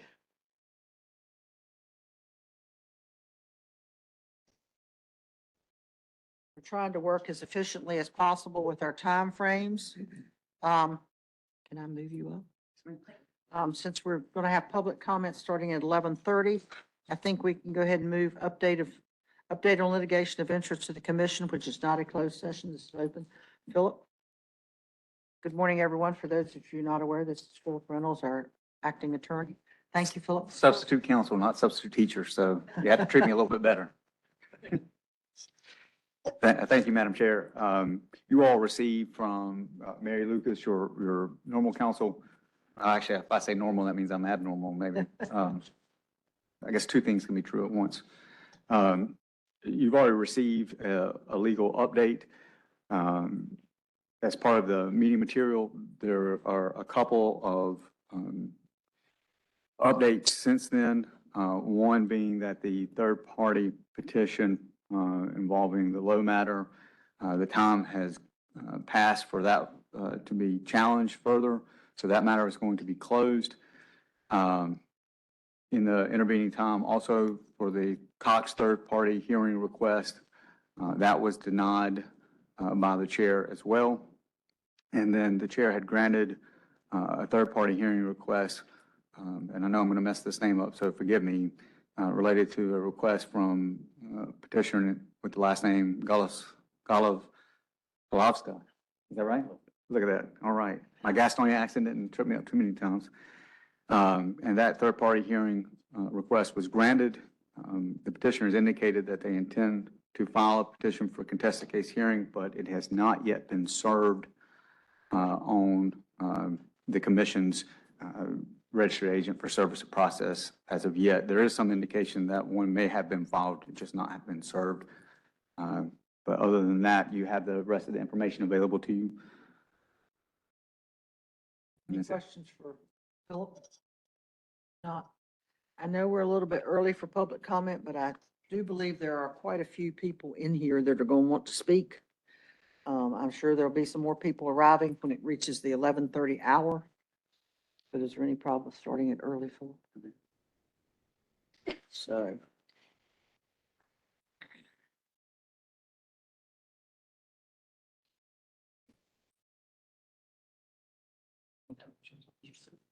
Do you want to leave one out there for people to mention? Thank you. All right. First up on the list is Catherine Fagan.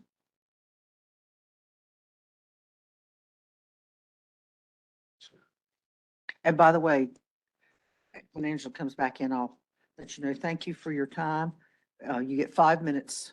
Thank you. I probably won't take that. I'm here more to learn about all this today because it's been under the radar, which brings me to one of my first points, is that how are these meetings publicized? I mean, how is it that we don't, it doesn't seem to be in any kind of obvious way. And I had a hard time even finding my way to the website to find out like who's on the board and everything. One of my other questions is how do we define conflict of interest? Because I find this an incredibly critical topic. So how do we find out about conflict of interest? What comprises a conflict of interest? Because when I look at the people up here, I know that some have developmental issues that would impact any kind of coastal matters. They have businesses on the water. They have businesses near the water. They have housing developments they want to put near the water, all kinds of issues. So what is a conflict of interest for this board? And if it's written someplace, can you direct me to where it is so I can find it? Also, I was dismayed yesterday. I mean, absolutely dismayed, because we had really great scientists here who explained things, I thought, really well. I have a lot of science background. Those of you who know me, probably know I'm an attorney, but I also have a lot of science background. I was doing that before law school, and I understood very well what they were saying. But in hearing the questions from the board, I got to say, the science wasn't understood. And that was clear. So is there any kind of education that as a board, since you guys are making the decision, is there any kind of education that you get to allow you to understand what it is really impacting us? And again, I don't expect an answer right now, but these are questions I'm throwing out there because just in the time that I've been watching this and reading in preparation for these meetings, those are some of the things that hit me in the face. Also, when you're talking about the legal issues, where can we read those? I imagine those are public. So where do we find the hearing requests that they make and what they're about? It just seems like this organization is not really transparent, or I'm just not smart enough to figure out where it is and would love some direction. And at this point in time, that's all I have. Thank you, Ms. Fagan. I'm going to answer one thing. Everything that we do, if you Google North Carolina Coastal Resources Commission, it has who the members are, their contact information. It has our meeting agendas. It has our meeting minutes. So everything that we've done today is actually found on the CRC. And it's like, Does it tell you who appointed who? I don't know if it tells you the appointments. I don't know. Share that. You want to get my email? Okay, I'd love that. Yeah. And their backgrounds, a short biography on members who comprise the board and the commission. Do you have that too? Thank you. That's it. Thank you. Thank you very much. Next up, Miriam Rowland. Good morning. Yes, thank you very much. Members of the Coastal Resources Commission, my name's Miriam Rollin, and I'm a permanent resident of the Outer Banks, together with my husband, Mike. I'm here to speak in support of the AEC designation and other protections for Jockeys Ridge. The recent decision by the RRC to remove the Area of Environmental Concern, or AEC, designation from Jockeys Ridge poses a significant threat to the environmental integrity and the long-term well-being of Jockeys Ridge, a unique coastal geologic formation, the tallest sand dune on the East Coast. Jockeys Ridge holds immense ecological, scientific, and cultural significance, making it a vital treasure that requires thoughtful preservation measures. Our family has enjoyed many visits to this gem of the Outer Banks. Often, while climbing the sand dunes, we hum the theme from the movie Lawrence of Arabia. Da, da, da, da, da, da, da. The AEC designation acknowledges Jockeys Ridge as a unique coastal geologic formation and places it under environmental protection, emphasizing the importance of preventing uncontrolled or incompatible development that could jeopardize its irreplaceable features. The rules providing for the AEC designation are clearly authorized by the Coastal Area Management Act, CAMA, as amended, and are needed to protect the coastal zone, the primary goal of CAMA. Therefore, I urge you, the Coastal Resources Commission, to adopt regulations with the Area of Environmental Concern designation for Jockeys Ridge and related protections. Thank you very much. Thank you very much. Mike Rowland.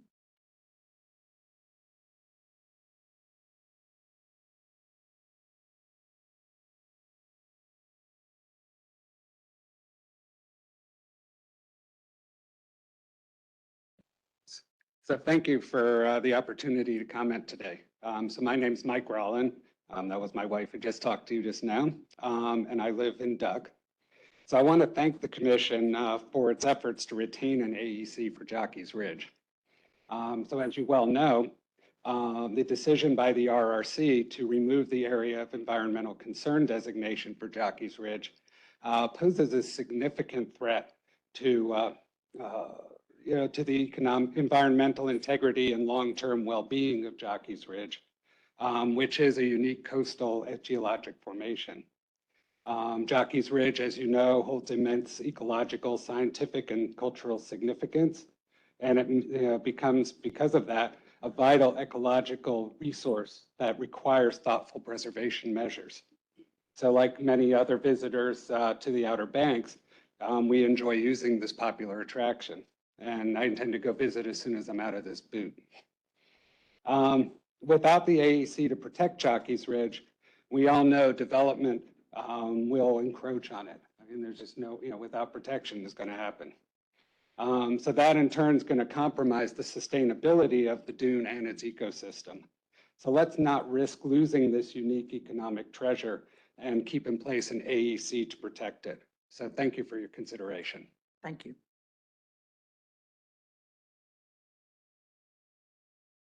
Next up, Ben Cahoon. Morning, Mayor. Morning. Good morning, commission members and staff, and particular greetings, Madam Chair.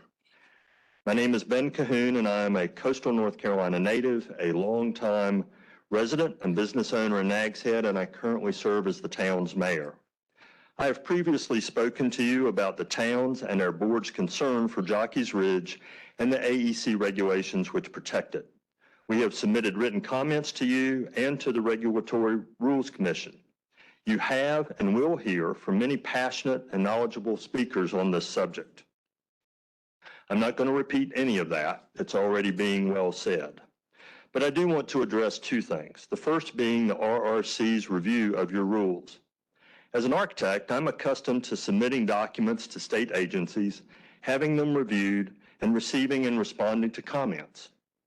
It's worth noting, I think, that your rule 07H.0506, defining unique coastal geologic formations and designating Jockey's Ridge as such, comprises less than 1 page.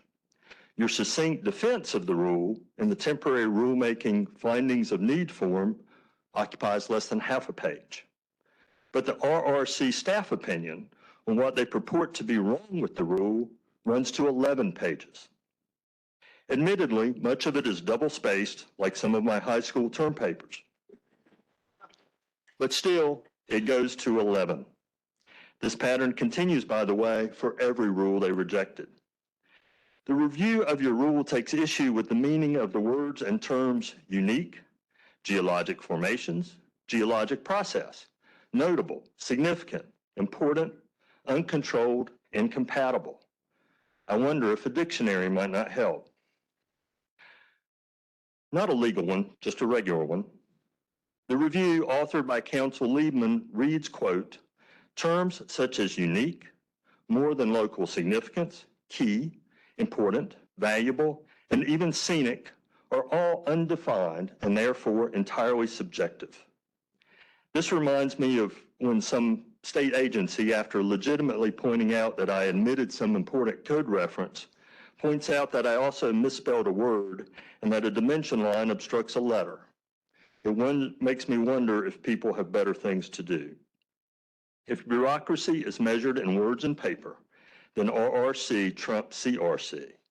Isn't it remarkable that in a context where the powers that be would wish to reduce regulation, it appears you may need to add pages of definitions to make acceptable what has long been simple and effective. Secondly, and finally, as a citizen, I will take the liberty of speaking directly to our put-upon public sector CRC staff. Heave a heavy sigh, then chin up. I know how frustrating it can be to see the simple willfully made complex. But I also know that you are passionate about your work, believe in the cause of conserving our fragile coast, and that you will find the right words and that you will persevere. Thank you very much. Thank you. Justin Whiteside.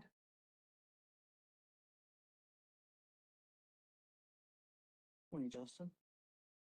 Thank you, Madam Chair. And I'm going to break it up a little bit for you guys, I guess, and talk about wheat straw bales. So it kind of got ahead of me when we moved forward. I'm glad we're expediting things, but I didn't realize until Heather gave her presentation again this morning that some of the language was verbatim in what's already in the rules. And one of those things was item C on the proposal when it said that bales shall be subject to review by WRC and U.S. Fish and Wildlife in order to determine whether the proposed design or installation will have an adverse impact. I'm just speaking on behalf of the town of Ocean Isle Beach. When we applied for a permit for these bales, our application went to these agencies for review, and there was no adverse impact determined. It was may, if, could. So if we're going back out with this rule and having to send it out, these adverse impacts need to be determined because I don't want these other communities to go out and be denied again. I think that's what we're trying to get away from. We're trying to put rules in place, or you're trying to put rules in place to avoid the variance process. But with this same exact language was what we were denied upon with the wheel. So I appreciate the discussion. I appreciate staff bringing it forward to you all. So just wanted to get that out there, and I apologize I didn't get to do it before you made the motion and vote earlier. So thank you. That wasn't you, that was us, Justin. Thank you. Bob Mueller?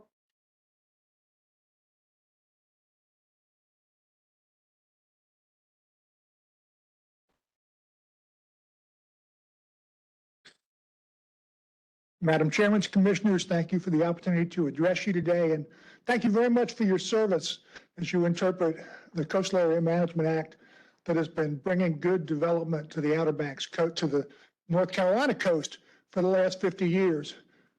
As Bob Mueller, I served as the mayor of Nags Head for 5 years following your chairman and served 20 years on the Nags Head Board of Commissioners, so I have some understanding of the rules and regulations, at least their impact on coastal development. And I want to applaud the folks who have come before you and you for that impact.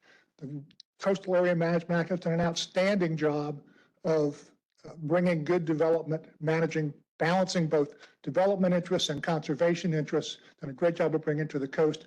And I encourage you to continue to do that balancing act. It appears there's an effort to undermine the Coastal Area Management Act. It's very difficult to understand why rules that have been through review time and decade after decade are now coming under threat. And it's just very difficult to understand that. And I urge you to continue to protect our coast by making those difficult balancing decisions. Specifically today, I urge you to move forward with the wetlands rules that have been pointed out to your staff by the staff as the most important permanent rule makings that you have to move forward today. Those rules are crucial both for water quality, for aquatic life, and generally to protect the quality of life on the coast. So please move forward with those and continue the great balancing act that has been Camet's hallmark for the last 50 years. Finally, I'm a member of the Friends of Jockey's Ridge, and I just want to take a minute to endorse the comments that you'll hear in just a minute from Craig Honeycutt, our president, about the AEC for Jockey's Ridge. Thank you very much for your time. Thank you, Mayor. Craig Honeycutt?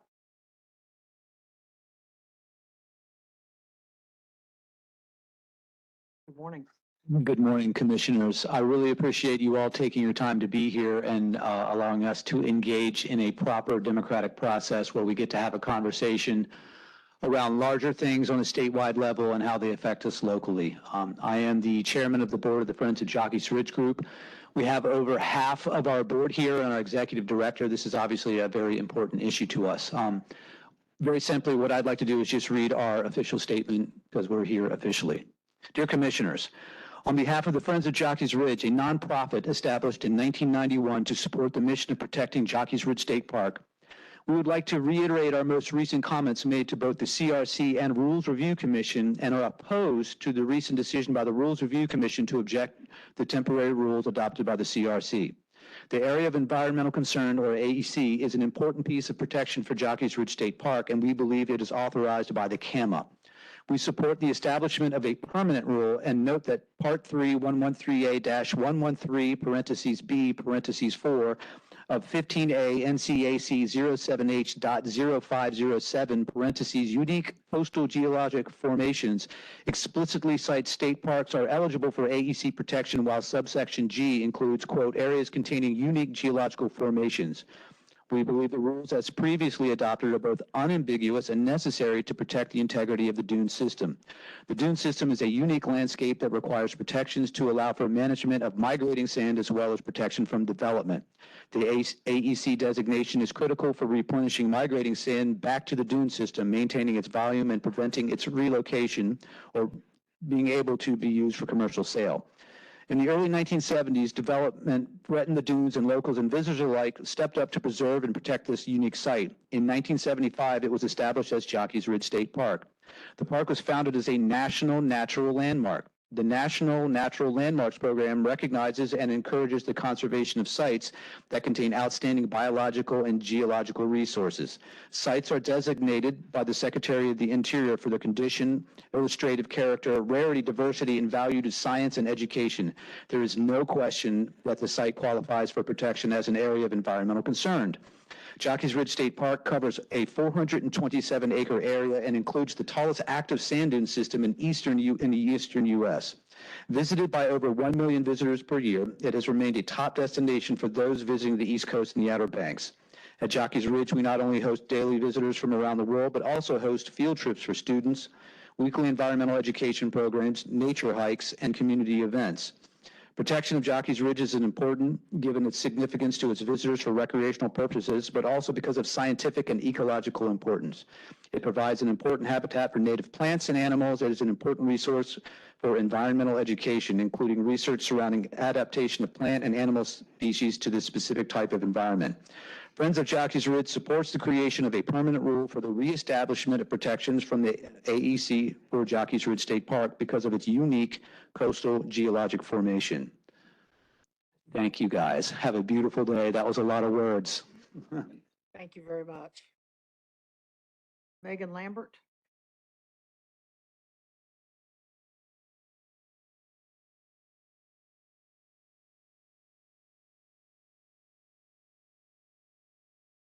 Morning. Good morning, board members and Madam Chair Cahoon. My name is Megan Lambert, and I am a resident as well as a commissioner for our town of Nags Head. However, today I am speaking and representing myself as a resident. First, I would like to acknowledge and thank the members of this board. I know some of you have been here for quite some time and have clearly been fierce protectors of our coastal management and its resources in your decisions as well as your discussions. I would also like to thank Chair Cahoon for your leadership of this board. Your passion and dedication for responsible coastal management has been evident in your leadership of this board and all your contributions. Today, the citizens of Dare County and visitors as well are counting on this entire board to continue that legacy of responsible coastal management and fierce protection of our unique areas. Our beautiful town of Nags Head takes a great deal of pride and works hard to preserve the natural beauty and unique landscape of our town. Jockey's Ridge is at the heart of that, as the entire park is located in our town as well. AEC designation protects Jockey's Ridge as well as many other precious areas. To say that it is very special to our visitors and our residents alike would be a massive understatement. After watching the CRC meeting, the last meeting, I was extremely thankful to see most of this board and board members support the temporary rules in their vote as well as your discussion. However, it appeared in your discussion that the board was not completely aligned, and I did not see complete support from all the members in your discussion. And now, as we hopefully move forward after the very disappointing decision by the RRC last month, I am very concerned about that misalignment. I urge everyone to listen to public comment today and make their decisions for the preservation of Jockey's Ridge and not any other interest.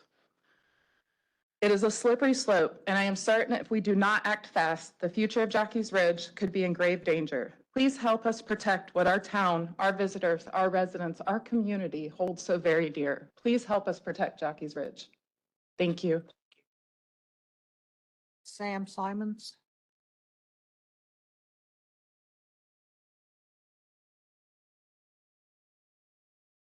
Good morning. My name is Samantha Simmons, and I'm a resident in Kill Devil Hills. I have called the Outer Banks my home for 20 years, and within that time have been fortunate enough to have gotten married on the beach at Bonnet Street, have had 2 healthy babies at the Outer Banks Hospital. Both are no longer babies, but spirited Wahinis who take so much pride in calling this beautiful place their home. I have watched my husband join the Nags Head Fire Department and absolutely thrive as a lieutenant firefighter, and have had the privilege of having our retired parents join this community as well. Our family plays tag in Nags Head Woods often and race to catch the sunset off of one of our favorite trails. We paddle around the sound at the foot of Jockey's Ridge, and we pop over to Run Hill frequently. And we are still in awe of the unique area in which we live. If you can't tell by now, let me say it clearly. My entire family absolutely adores this little sandbar and all of the natural beauty it offers. Hands down, my daughter's favorite piece of Outer Banks history is the story of the fearless mother, Carolista Baum, who literally placed herself in the path of a bulldozer sent to remove sand from Jockey's Ridge. When my husband and I started discussing this local issue at hand, both of my girls were so upset at the idea of any threat to their beloved Jockey's Ridge. They both wrote letters and made artwork expressing their dismay. Both of those pieces were emailed along with my own sentiment in February. In the end, I can only hope that this sheds light on those individuals who obviously do not have this community's best interests at heart, and shines an even brighter light on those that do. I thank the town of Nags Head for being so vocal about urging local citizens to show up and speak up to rally around Jockey's Ridge and to stop dismantling the protections that are in place currently. This is obviously a complex issue we have before us, or I suppose I should say it has been turned into a complex issue. Rules that were once in place are being threatened, and I have heard those in favor of stripping this protection say that these are unnecessary rules. My question is, if these rules are so unnecessary, then why are you who oppose them fighting so hard to have these very protections removed? Remember, the kids are watching. Thank you.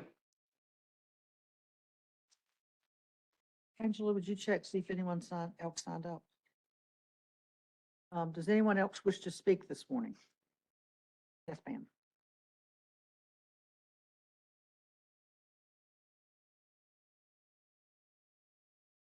Hello. Thank you guys for allowing us all to speak today. We really appreciate it. My name is Kirsten Morse, and I currently live in North Duck. However, I'm by no means local to this area. I grew up in Durham, North Carolina, with dreams starting as a young girl to one day live near the ocean. Like many of us in this room, the Outer Banks was very alluring to me. With vast federally protected beaches, beautiful state parks, and intricate histories of farming, fishing, and hunting, I found myself drawn to this place where I now call home. Unfortunately, some of the appeal of this place is quickly dwindling. As vast natural areas are clear-cut and replaced with kitschy stores, car washes, and subdivisions, the place loses its enchantment. I stand here today to talk to you about one of those magical natural attractions on the Outer Banks, Jockey's Ridge State Park. Boasting being the tallest and largest living sand dune system on the East Coast, Jockey's Ridge provides a very unique experience to all of those who visit. In fact, in 2021, it had the highest visitation of any state park in North Carolina, with 1.8 million visitors. Now, as I said, Jockey's Ridge is a living sand dune system. What exactly does that mean? Basically, it means the dune migrates over time, not constantly in one direction, but it shifts back and forth. Here we have two prevailing winds, generally based on the seasons. In the winter, the winds come from the northeast, and in the summer, generally from the southwest. And you may notice that the prevailing winds oppose each other, which helps keep the dune system at Jockey's Ridge in place. Sand that gets blown towards the southwest region in the winter is generally blown back towards the northeast in the summer. Due to this constant flow of moving sand, it's very important to keep wide margins around the dune system itself and make sure that no sand from surrounding areas is removed. In the past month, regulations that have protected the areas surrounding Jockey's Ridge State Park have been removed. Previously, Jockey's Ridge has been designated as an area of environmental concern, which prevented development and sand removal from the areas surrounding the park. However, after new members were appointed to the Rules Review Commission, this long-standing designation was found to have verbiage use that's not acceptable, said the Coastal Resource Commission Chair Cahoon in a recent article from the Coastal Review. If these protections are not reinstated and any development or sand removal begins taking place in proximity to Jockey's Ridge, we will begin to see our beautiful natural landmark diminish over time. These previous protections kept sand from being removed so the system could constantly replenish itself. If it cannot, the dune will begin to shrink. Many people, animals, and plants alike visit and reside in these dunes, not to mention the amazing historic landmark they have been for Indigenous peoples and traveling explorers. It would be a great shame to North Carolina's history to lose this beautiful, unique resource.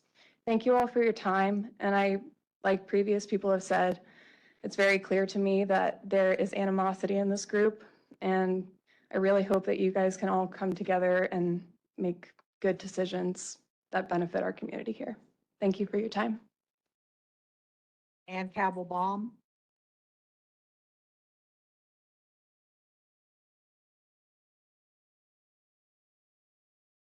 Hi, everyone. My name is Carolista Ann Cabell-Baum. I am one of Carolista Baum's 3 children who ran home the summer of 1973 and reported to her that there was a bulldozer at the back of Jockey's Ridge moving sand off the dune. Carolista then went back to the ridge that day, confronted the operator of the bulldozer. He did shut down the equipment, and later she went back and took the bulldozer distributor cab. The entire effort almost 50 years ago was to preserve and protect Jockey's Ridge as a significant geological feature, not just for 1973, 1975, but forever.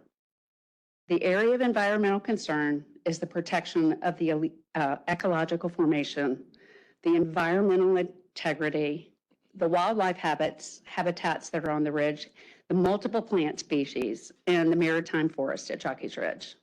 We must have the AEC in place to ensure that the migrating sand always is returned to the ridge.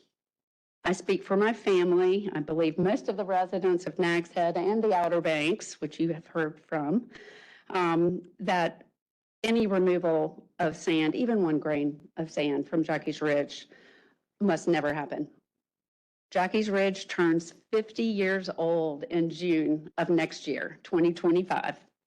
And instead of joyfully planning the 50th anniversary of my mother's conservation victory, we are forced to fight again for what Carolista won for us in 1973. I have 2 things that I'd like to show you. As a 6-year-old child, my mom had us stand in front of Jockey's Ridge so that the visitors who came to Jockey's Ridge would consider signing a petition to save Jockey's Ridge, to buy the property through the state of North Carolina and make it a state park. I feel like we're probably going to need to do this again 50 years later, but with your help, hopefully we won't have to have as many signatures as we did then. I also want to invite all of you to the 50th anniversary celebration, June 5th through the 8th next year. I expect to see you all, and I promise I will give you a tour of Jockey's Ridge itself if you would allow me such an honor. Thank you. Thank you. Nathan Bean. Nathan Bean.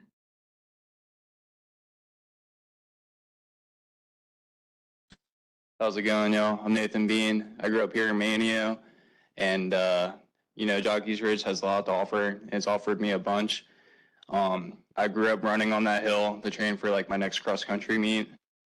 And now I'm a local photographer, and it's kind of my backyard now. I'm over on North Ridge, so you know, to see like houses there when I'm out taking pictures would be like awful, like a nightmare. Like honestly, I don't know what y'all are doing, you know, kind of breaks my heart a little bit, but you know, keep it how it is.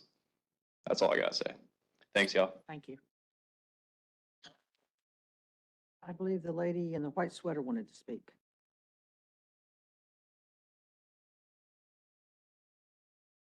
Morning. Good morning, everyone. Thank you for the opportunity to make public comment today. I'm Hannah Bunn-West. I'm a Dare County resident and a local author. And the latest book I got to work on with NCAPL just came out this spring, and its publication couldn't come at a better time. It's called Save Our Sand Dunes. I have a background in teaching as well, so I feel like I had to show everyone the pictures. So the title, of course, refers to the campaign in the 1970s to protect Jockey's Ridge and turn it into a state park, which was successful. And the community effort, of course, led by Carolista and her children. And my 7-year-old is actually on a field trip to Jockey's Ridge right now as we speak. And I'm just so glad that it was preserved for future generations back in the 70s. I'm here today to voice my support for the continued protection of our natural spaces and to make sure that any threat to them or other precious coastal resources will not go unnoticed by our local residents and the general public. And I want to thank you on your work in that area. It's my understanding that the RRC took issue with the language of the rules, particularly with the use of the word unique in describing our area. And so fun fact, did you know that the sand that makes up Jockey's Ridge isn't actually the same as the sand on the beach? It is made up of minerals from the North Carolina mountains, and they make their way through our river system and into the sounds. And over many, many, many years, they are accumulated to form Jockey's Ridge. There's no other formation to this scale like it on the East Coast. So to me, that is objectively unique. If AEC designations effectively keep development at bay in proximity to our natural spaces, then we must pursue them vigorously. Though some groups might stand to profit from said development, when we overdevelop our fragile coastal environment, we all lose. I would encourage the Commission to remember this in your decision-making and in your rulemaking. Thank you for your work and thank you for your time. Thank you. Does anyone else wish to speak this morning during public comment? Yes, ma'am.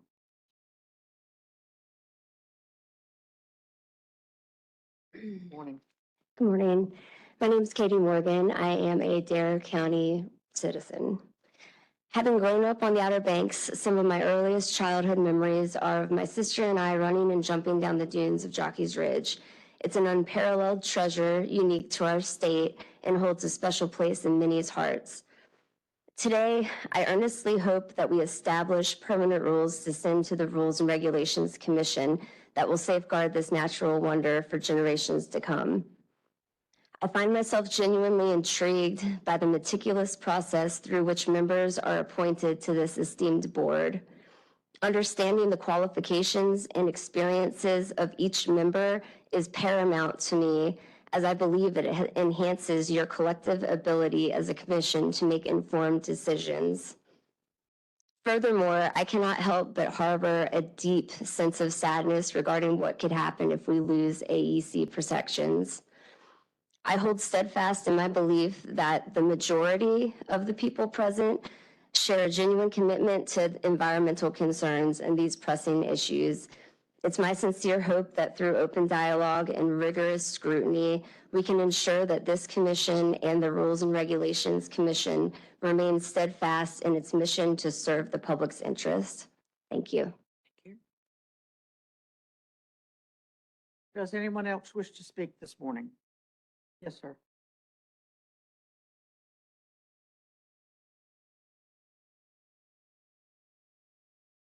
My name's Tony Weaver. I've been a resident here, grew up here. Yeah, I don't know. I think it's crazy that we're even sitting in this room right now talking about developing Jockey's Ridge. I think the water quality behind there and the sound is already bad enough to where it gets closed in the summertime, and developing it would make it, I don't know, tenfold worse. I also think that restoring the trust in your community would be a good call. There's probably not many people in their 20s here besides maybe Cal and Nathan back there. Everybody I ask, are you going to go to the meeting? No, they're going to do whatever they want anyways. It doesn't even matter. I don't know. I think that's a shame. But that's all I got for you. Have a good day. Thank you very much. Appreciate it. Anyone else wish to speak? Yes, ma'am.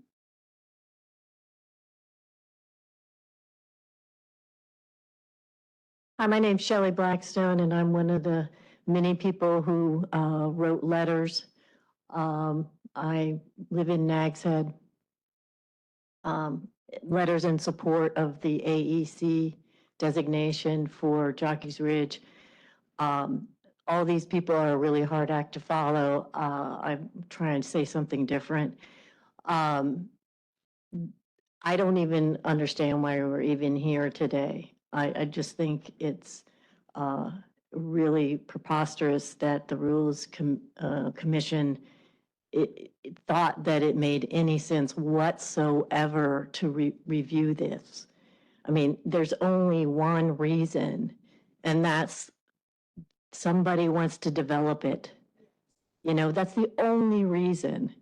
And so somebody's in somebody's pocket, and it's just outrageous. And that's all I have to say. Thank you.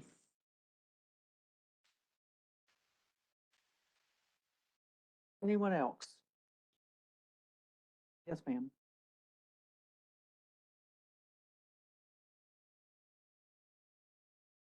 Hey there, my name is Taylor Conyers. I'm not from here, but I do live here. And I didn't plan to speak today, but I feel like it's important to represent my age group, and also I have an outsider perspective. Although I'm not from here, I do serve the community with multiple jobs in multiple industries.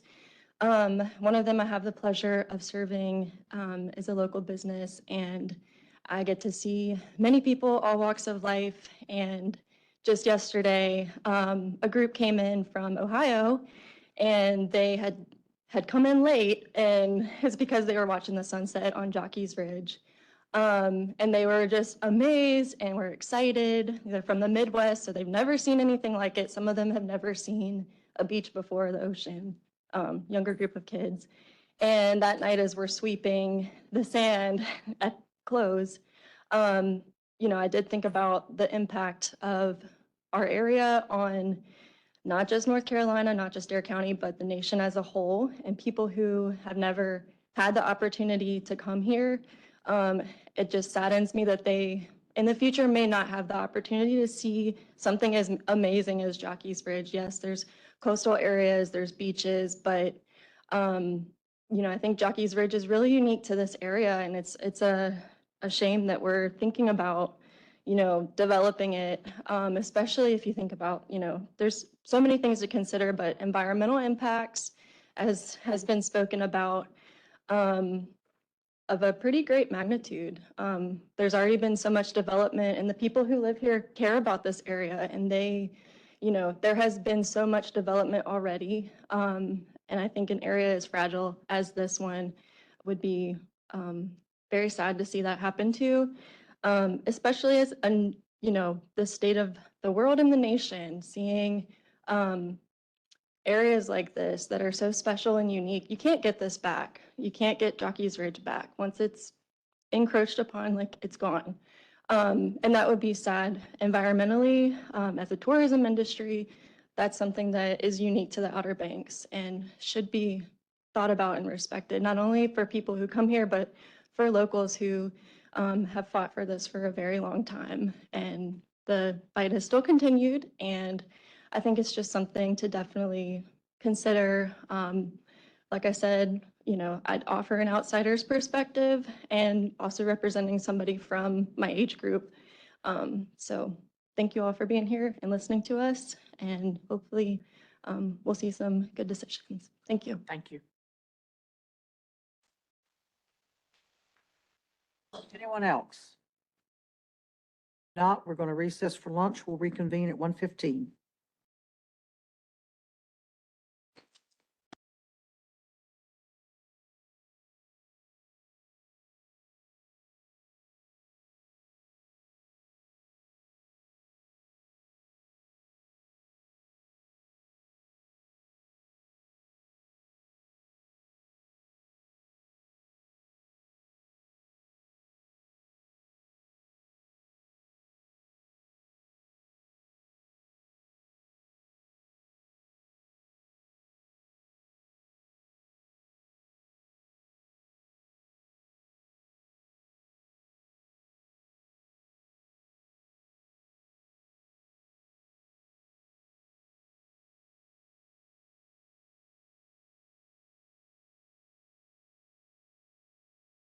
All opposed to the motion? It is unanimous. We will now go into closed session. I'm going to ask anyone not associated with the closed session to leave the room, please.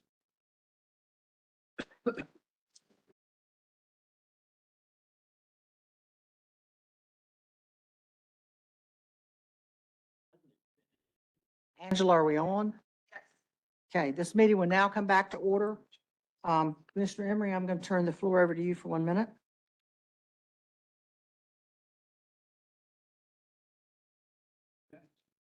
Thank you, Madam Chairman. I'd like to move that we proceed with permanent rulemaking for, and I don't have the list of rules that, The new ones. all the rules that were listed in the agenda. For Jockey's Ridge. And in addition to that, that we file supplemental findings of need for the rules addressing Jockey's Ridge, which are at 07H, 0507, 0508, and 0509. Thank you. Is there a second to that motion? Seconded by Commissioner Salter. Any further discussion? All in favor? All opposed?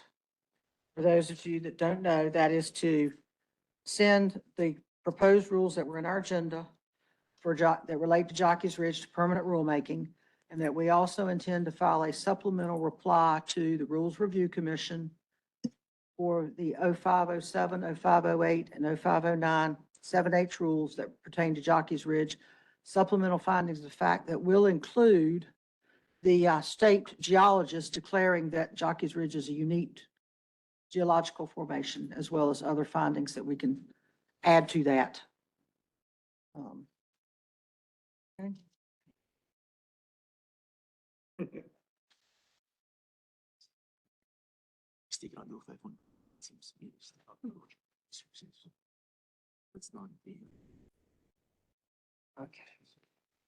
What is it? As long as everybody understands that everything that we're doing in the motion that we've just passed deals with Jockey's Ridge. It does not deal with any of the other rules that were returned by the Rules Review Commission. I think that would satisfy that. All right, Madam Chair, Dior? do you mind, before people leave, explaining what that means and that the party's not over? No, we're going to work on permanent rulemaking, which in case anybody doesn't understand, that can take upwards to a year or whatever. And it still has to go back to the Rules Review Commission once we adopt another rule. As far as the temporary rule that we are putting supplemental in as it relates to Jockey's Ridge, we send the supplemental findings to the Rules Review Commission. They have 5 days to which respond, and they can still reject anything that we have to say. We're trying, but there's no guarantee that the Rules Review will in any way change their mind. We hope the supplemental findings and the fact that we're fighting so hard will make a difference. This is this is uncharted territory for us. In the past, any rule that came up for periodic review, you worked with the Rules Review Commission. We've been working with the Rules Review Commission now for 2 years on these rules. They keep sending them back, finding a word here and a word there, or a reason to object. Until the last legislative session, which gave the codifier the ability to drop rules and just let us know. No more notification, just absolutely unfettered power to drop the rules. And that's where we are. Madam Chair. Dior? So, I mean, really what I want to make clear is that we have done everything we can possibly do. We don't have anything else that we can do at this moment. And if you want to have more say-so in what might happen at Jockey's Ridge, contact your legislature and let them know that the Rules Review Commission, the power is in their hands. There's nothing else we can do. And we've been working on it for 2 years, and this is where we are. And that it would be in the public interest to still maintain dialogue rather than just dropping of rules. Really and truly, the dialogue is in the public interest. For everybody to continue talking, not just have to go to these extraordinary steps and still face a brick wall. So, Larry? Along that line of we've exhausted everything we can do as administrative rules. To make a new administrative rule is a year-long process. There's public hearings, it goes on and on and on, the administrative rulemaking process. Unfortunately, in this case, Jockey's Ridge in particular was stricken from the books beyond our control. We tried emergency rule, temporary rule. We've done about as much as we can. I was sitting here talking with some of my fellow commissioners, I've seen session laws passed much, much faster than a year. If the motivation and the will is there, and I think you could get a very, very supportive resolution from this board here, supporting Jockey's Ridge. And I could see, you know, when it's general statute, Rules Review Commission can't do anything about that. That's law. We have to interpret what the law says and create new rules. And then that's where the Rules Review Commission comes in and says, well, no, you don't have that authority to do that, or we don't like the wording of it. It's not in the specific law. But if there's, I know personally, I can't speak for my fellow commissioners, but I'd love to see a session law passed. It'll quickly get this back in our books much sooner than dragging it out or going back and forth with this RRC deal for rules making or rules deletions. But I'll just throw that out. Thank you. Moving on. Next up is 15A NCAC 07J 0203 Standards for Work Plats. Jonathan, if you would. Thank you, Madam Chair. If I grab my water, I think I'm gonna be up here a while. Yeah, hey, it's up to you. We could combine them all into one and make a vote on it. Yeah, Jonathan, thank you.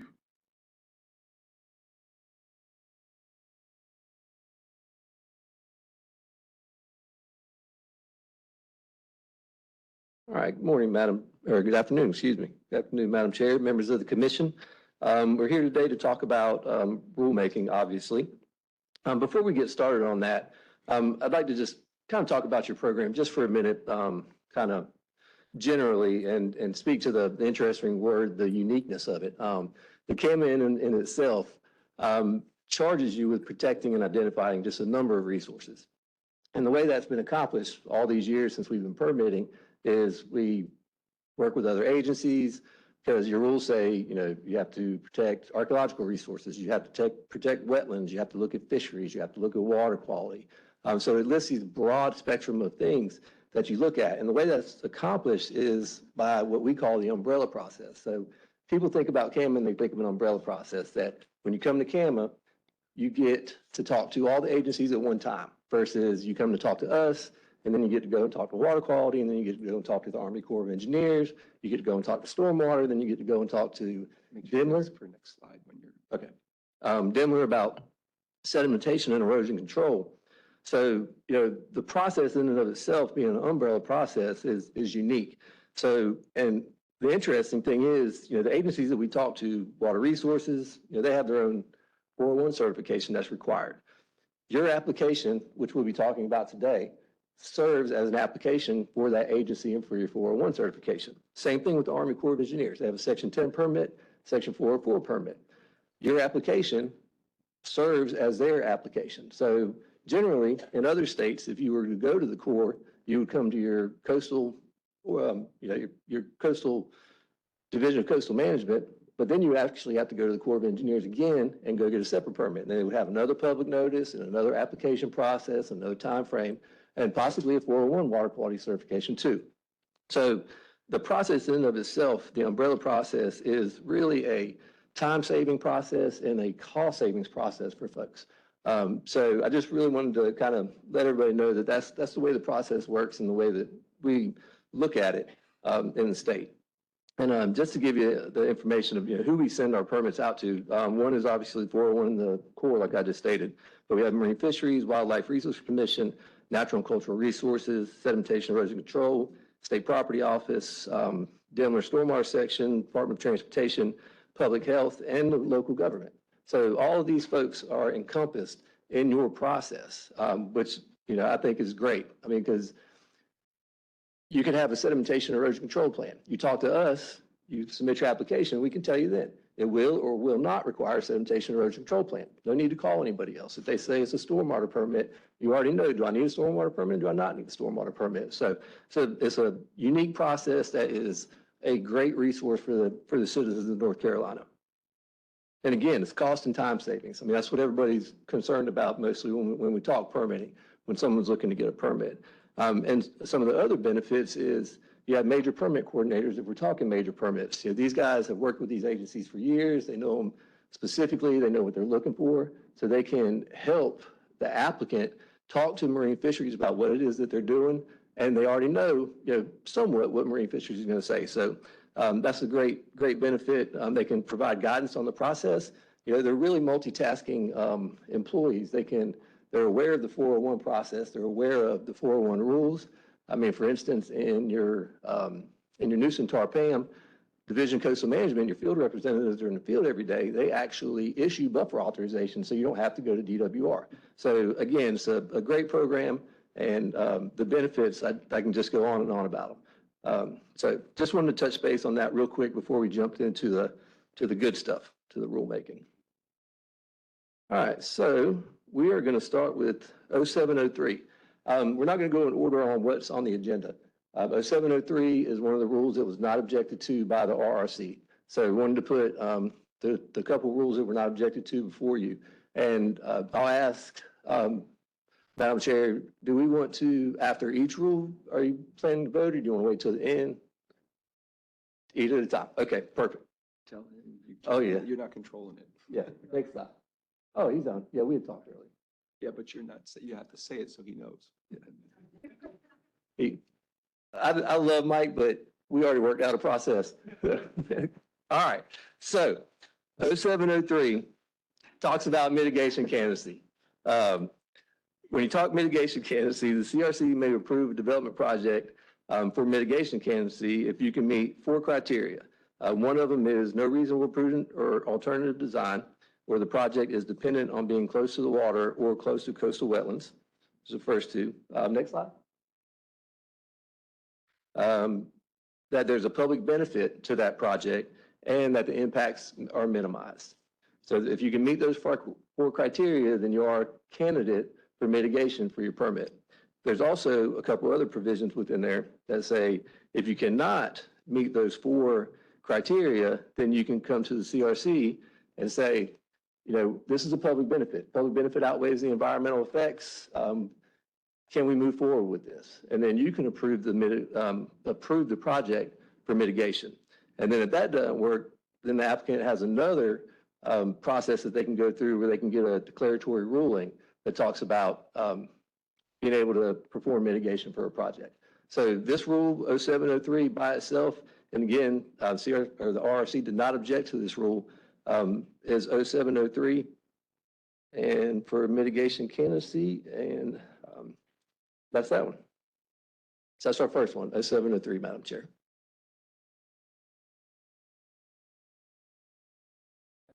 You have a question? Just looking at the objections from there was one in paragraph D for the work that was outside a permitting authority of an AEC. I think, did I see where you took paragraph D out? In 0703? 0703, and the top, move the ramp. Go down to the bottom of the page of the agenda where it starts the permanent rulemaking. Yep, you did. Perfect. Thank you. Or you changed it. Madam Chair, I make a motion, we approve the language as presented for 0703 mitigation. For a second by Commissioner Pullman. All in favor?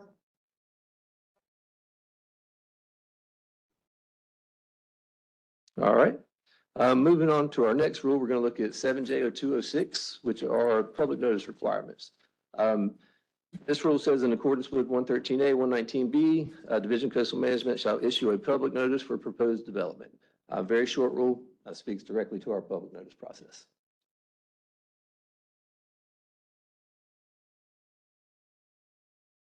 Six public notice requirements. To send a permanent rulemaking. I'll move to approve the language as presented for 07J0206. Motion's been made. Is there a second? Seconded by Commissioner Baldwin.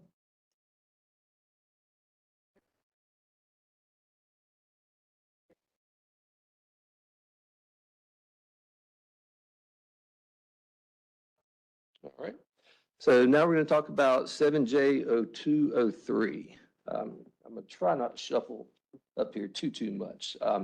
So previous 7J0203 was your standards for work plats. The RRC objected to this rule on lack of statutory authority and for the rule being unclear or ambiguous. Within the actual objection, the RRC cites improper citation.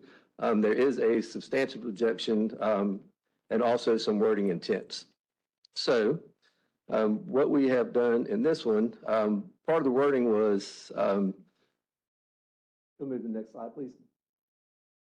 What's the title? So the title of this, what the RRC said was that it just says standards for work plats. So it was unclear exactly what the rule, to what permits the rule applied. So to fix that, we added 4 CAMA major and CAMA dredge and fill permits in the title. Next slide. And again, well, if you back up one, since this is all new rule. So you have A, which talks about what type of project plan you have to have. Next slide, and B, it goes into the details of the work plat. It talks about what should be on that drawing. North arrows, any SAV in the area, normal high water line. So it just speaks to everything that we asked for in the application. And it continues on to speak to existing feature, proposed feature, project boundaries, riparian lines on the property. So again, this entire rule is associated with what we want to see on a drawing. Next slide, please. So again, this next slide just continues on work plats and what's included.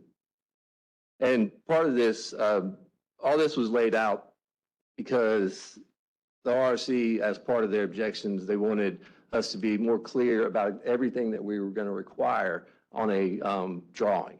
So that's why this rule kind of got as long as it did.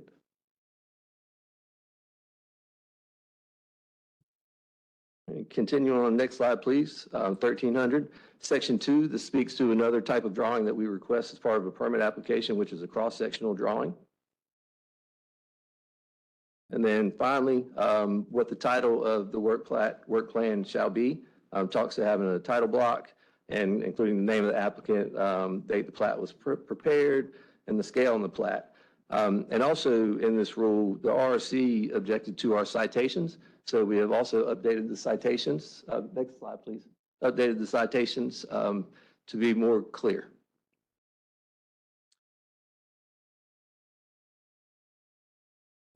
Yes. I know, and I'm surprised the Rules Review Commission didn't say something about it. I know there was a lot of different administrative rules where you specify a particular profession. And I think the terminology is supposed to be something along the lines of rather citing a licensed survey or whatever, a qualified professional, I think is the terminology they want use there, qualified licensed professional, rather than specifying particular occupations. I know there was arguments between different professional groups. We should be able to do that and let the licensing boards figure that out. Is that, It was on I think the second one and on the one before this one. It says professional, I think, engineer, surveyor. It's the slide before this one. slide 2? What is this, 1300? Find it here. Okay. Okay, perfect.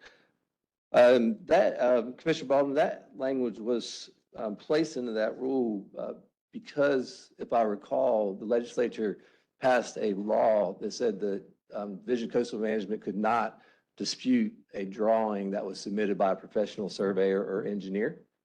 So if the commission prefers it, obviously we move towards your terminology, I'm glad to do that. Just trying to avoid another objection by the rules. Us too. Possible, potential. I guess maybe what Larry is saying is that that's too ambiguous? Or is that not? No, it's, actually, it's a disagreement between, whether rules can specify particular work done by a particular person, regardless of whether they're licensed or unlicensed. Philip, you may be able to tell me. I know this worked on some of the stormwater rules changed, the wastewater rules changed, and they struck that, said by whatever term they want to use, qualified professional licensed individual. It's just quibbling between the. Philip, would you like to reply? Thank you, Madam Chair. I believe the issue that you bring up, Commissioner Baldwin, and it's good to be mindful of that those very types of issues, is that an agency may not expand the scope of an occupation to find that one thing is required, or that this is an act that, in this instance, would fall under the purview of an engineer. I think saying that you have to have an engineer to do this doesn't run afoul of that particular issue, because it's not expanding the scope of it, particularly in light of the legislation saying that you can't reject this once it's submitted by an engineer. There are lots of other rules for other agencies that have similar type language, like dams and things like that, and it's all for engineering. I don't think that this is going to run afoul of that, though. Commissioner Ball, if I could speak to that real quick after reading the rule. What this section 2 is actually doing, field staff, field representatives, when they are on a site and they're flagging a line for a property owner, they'll put down what we call a normal water level or normal high water level. So when you submit that drawing to us and it's a normal water level, then we will accept that. If you put mean high or mean water level on your drawing, we can't verify that. That's actually a surveyed or engineered number. Yep. So which is why that's why it speaks to or mean low or mean high if certified by a professional engineer. So it's just saying that you cannot submit that on your drawing unless it comes from them. Otherwise, it has to be normal, high, or normal. Yep. Yeah. Sorry about that. I should have recognized that the first time I read it. Jonathan, did that answer the questions? We're all, you haven't done any more presentation on this one? Not on 1300, no, Madam Chair. This will be in order for 7J 1300 and 7J 1301. Madam Chair, I make a motion, we accept the rule language as presented for permanent rulemaking. Seconded by Commissioner Holman. Any further discussion? All in favor? All opposed? Carried unanimously. Jonathan, you still have the floor. All right. Where we're going next? 7J0204. 7J0204 is a large rule. We actually broke 7J0204 into two rules, three rules actually, 7J 1400, 1401, and 1402. And we also included 7J0207. So as you can tell, these rules are almost a complete rewrite. Due to all the objections from the RRC, we wanted to make sure we went through them specifically. So in some instances, based off of their comments, it was easier to break the rule apart into a couple different rules so it would be more clear for folks. All right. So 7J0204 speaks to processing the application. The RRC objected to 7J0204 and 7J0204 for being unclear or ambiguous, and reading through RRC's objections, mostly related to definition, which was for land disturbance, if I recall. Also our authority to have this rule, and then some of the wording. And again, I said we combine this with 0207 for these 0204 and 0207 into 1400, 1401, 1402. On 0207, the RRC objected under lack of statutory authority for the rule being unclear or ambiguous. And again, in reading their plain language, they talked about authority and wording. 1400 is your rule for a complete CAMA major permit or a dredge and fill application. This rule, in one, we actually, as everybody knows, I hope, we're trying to move towards a more electronic permitting system, get away from paper. So in one, we inserted the link that takes you to the application for a CAMA permit. And then this language that says at the top, says complete CAMA major permit or dredge and fill application. That's 1400. I believe 1401 was, we broke out for a minor permit. So again, trying to separate the rule to make it more clear to the regulated public. Next slide, please. Yes, ma'am. That's what I was going to say. I think you need to. Next slide. Maybe I did need to take Mike's advice. He's been here longer than I have. I'll learn one day. Sooner rather than later, please. I'm trying. All right, next slide, please. I will keep up with that better from now on. Again, we're still in 1400 complete CAMA major permit and dredge and fill applications. As I stated earlier, one of RRC's objections was to the definition. In some places in the rule, we had land disturbing activity. In other places in the rule, we had ground disturbing activity. The way we remedied this was we reached out to Daimler, who is responsible for sedimentation erosion control, and we asked them for their definition to see if they had something in statute that said either land disturbing or ground disturbing, and they did. So their statute actually says land disturbing. So throughout the rules, anywhere where it did say ground disturbing, we changed to land disturbing, and we also connected the rule to their statute that defines what land disturbing is. Next slide, please. Any questions on that slide? Okay. This just continues what is in a complete CAMA major permit application and gets into applicable dimensions of the proposed development, any erosion sedimentation control measures you can have, silt fence, berm, swales, et cetera, and then general information concerning the proposed development activity. And as I stated earlier, where the way this rule was developed is we have our electronic permitting system that is almost, we almost describe it as a TurboTax. If you put in that you're going to do a certain development activity, it unlocks a set of questions. If you a different activity, it's a different set of questions. So we went through the entire application based off of the objections of the RRC and inserted every question in the application into the rule. Again, that's why the rules will look extremely expanded in comparison to what was there earlier. But this was at the advice of the RRC to be more clear about what we will or will not ask as part of a complete permit application. Next slide. And again, this is just a continuation of that. Talks to proposed impacts and dimensions, and a project narrative is required as part of that CAMA permit application, or the major permit and dredge and fill application. Next slide, please.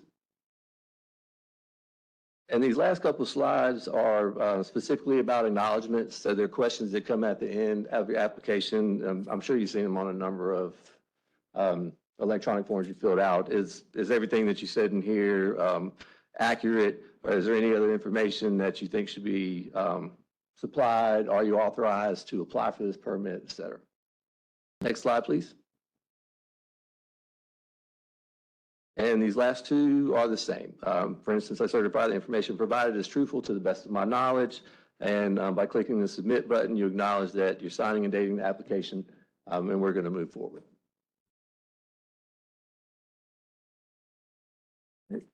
Moving on to B2 in that same 7J 1400. This speaks to that a work plan shall be attached to the permit application, and we need a copy of your deed. So again, this is just the information that we're going to need to begin processing the application. And next slide, please. And then 4 is your notice to adjacent riparian property owners, and lets the applicant know the ways in which you can notify your adjacent property owner in accordance with the rule. All right. And then next slide, please. And this is the last slide for 1400. Speaks to, number 5 speaks to fees, how you pay your fees, and how much the permit application fee is. And then at the bottom, we again updated based off of the RRC's statement that we do not have the authority. we change the citations on the rule. Madam Chair? Any questions? Gordon? Yes, Mr. Howe, I think on this one, it was, there was a section that had indication of the owner that the rules review had objections to, and I don't see that was addressed. You are correct, Commissioner Hennessy. That was, I think it was K or L. It's K1M. It was, and I C, actually, C1M.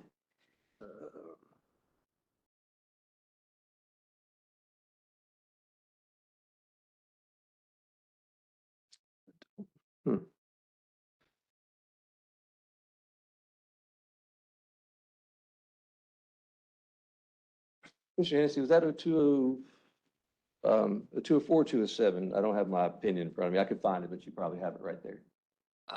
It is, I believe it was 20, it was 0204. It's 204. It was M. And assigned AEC hazard notice? No.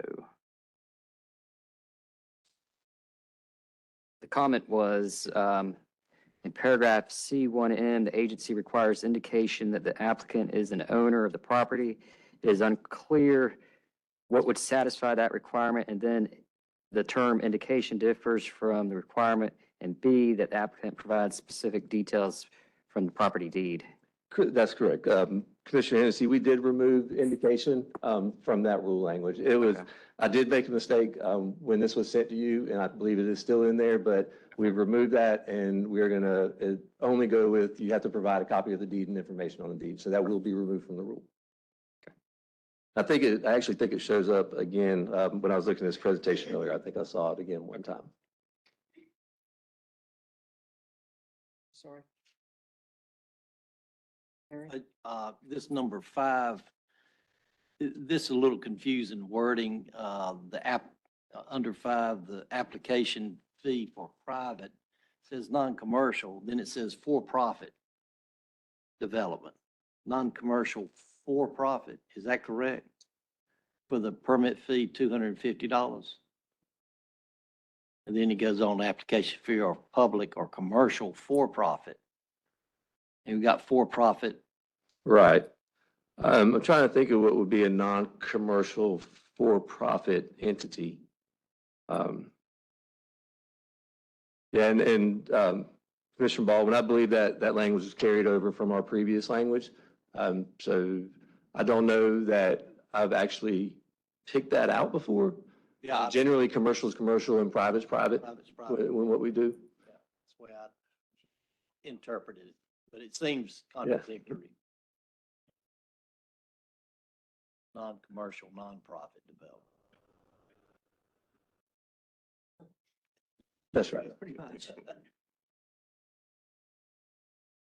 So, at the direction of the commission, we can remove non-commercial, say private or non-commercial, $250, and then public or commercial for $400.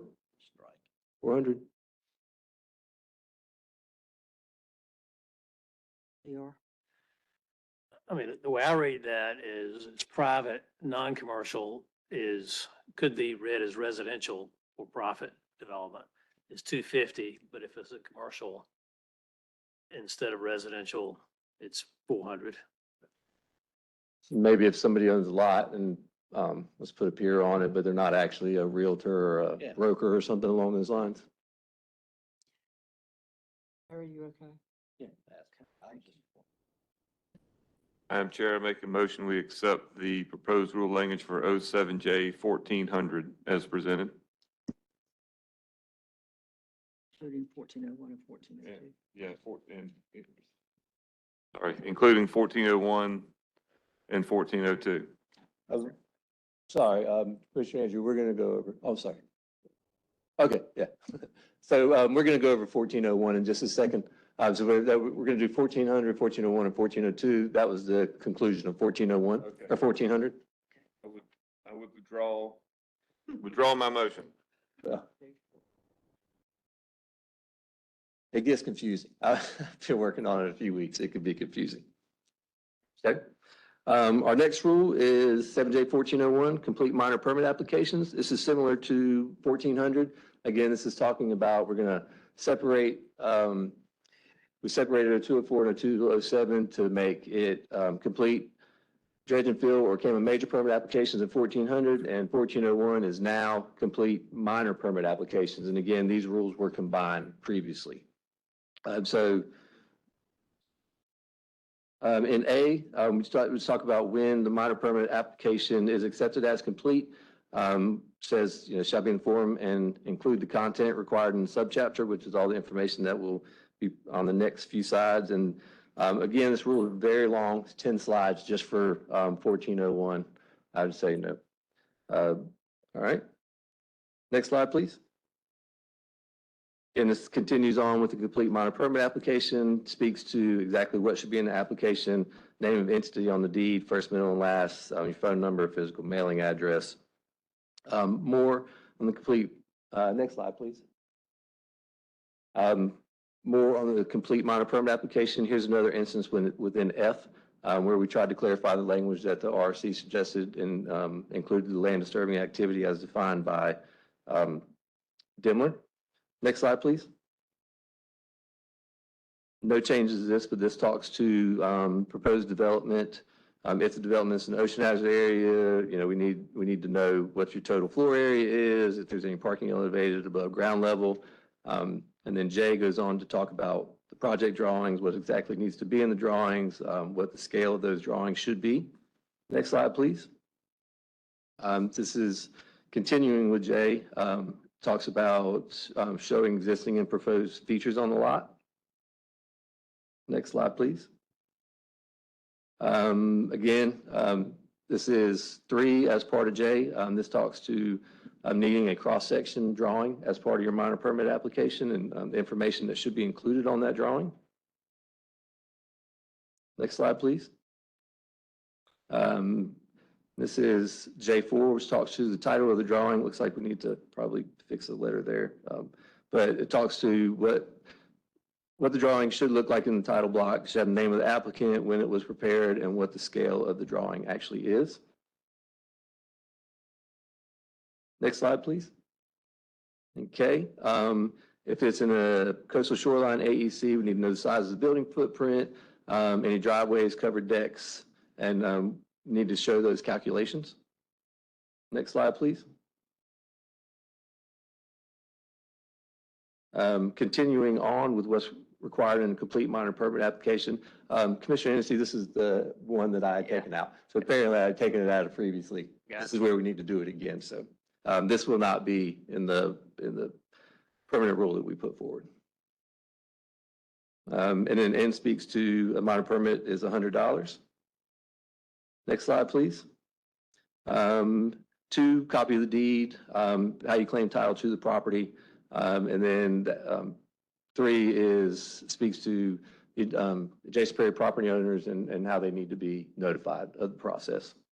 And again, RRC objected to this rule based off of citations, so we have updated the citations in the history note. Madam Chair, that is the last slide for 1401. All right. 1402 speaks to application processing. This talks to, or speaks to, how we're going to process an application. So once DCM Coastal Management receives an application, and it does have the form and the content included in 1400 and 1401, which we just went over, lists everything that's required in a drawing, project narrative, et cetera. That we should send notice that we have received your application and it is complete and we're going to move forward with processing. The highlighted portions of this slide were based off of RRC's comments that some of the rule language was unclear as to who actually decided when the application was complete. So we went through the rule and inserted the department and the Division of Coastal Management or the division in those areas.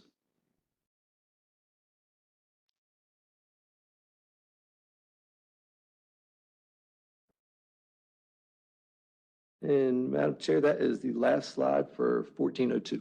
Thank you. Madam Chair, I make a motion, we accept the permanent rule language as presented for 07J 1400, 1401, and 1402. Seconded by Commissioner Yates. Thank you. Any further discussion? All in favor? All opposed? Motion is carried unanimously. Jonathan, I believe you're still up. Yes, ma'am. All right, and the next rule is 7J0208, which is now your 7J1403. RRC objected to this rule based off of statutory authority and also stated the rule is unclear or ambiguous. Reading the plain language within their objection, it was regarding our authority and some of the wording. So next slide, please. So 1403, again, we inserted the division. RFC's thought the rule was unclear as to who is going to circulate an application. And again, within this rule, the RRC throughout the objection stated that it was troubling that the rule was not clear as to what agencies that DCM would coordinate a permit application with. So to remedy that, we put all the agencies, the ones that I listed earlier that I talked about your application serving for, or that is a part of this process, we inserted the actual name of those agencies within the rule. Next slide, please. And again, this is just a continuation of those agencies: Denver Sedimentation, Erosion Control, Wildlife Resources, Archives and History. Next slide, please.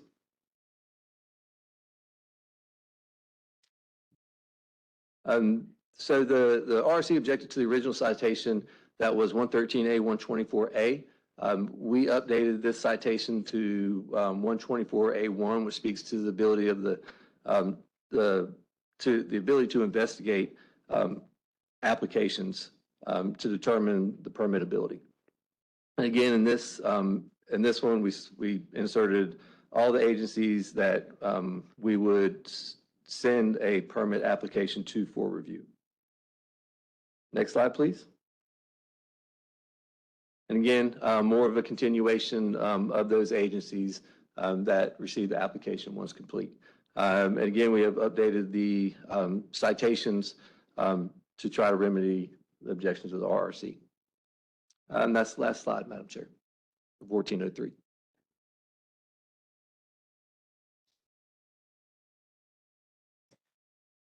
Oh, yes, sir. So are these agencies, because there's more on here than what you have listed, or ones I'm looking at?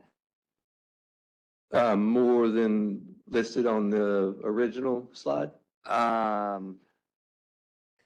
Yeah. Nope, I'm sorry. I'm looking at the different one. No question.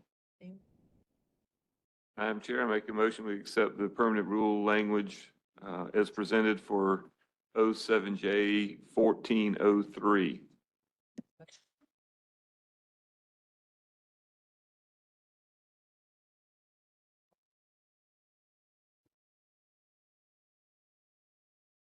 That concludes our rulemaking for today.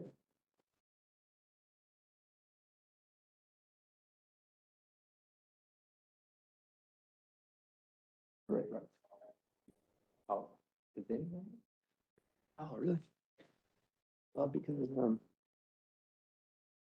Madam Chair, I was actually incorrect. I totally misunderstood from what went on earlier. I guess Daniel is still presenting rule for Jockey's Ridge. Okay, yeah, that's my apologies. I did not mean to jump the gun. He's always trying to cut me out. He has been here as long as me.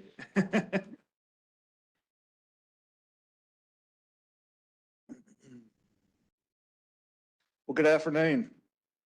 This has been a hot topic today. I wish I'd spent some more time going into depth about the history and the unique properties of Jockey's Ridge AEC, but I think the public hearing that we had today, the locals covered it very well. So I'm glad they were here to be able to provide that information.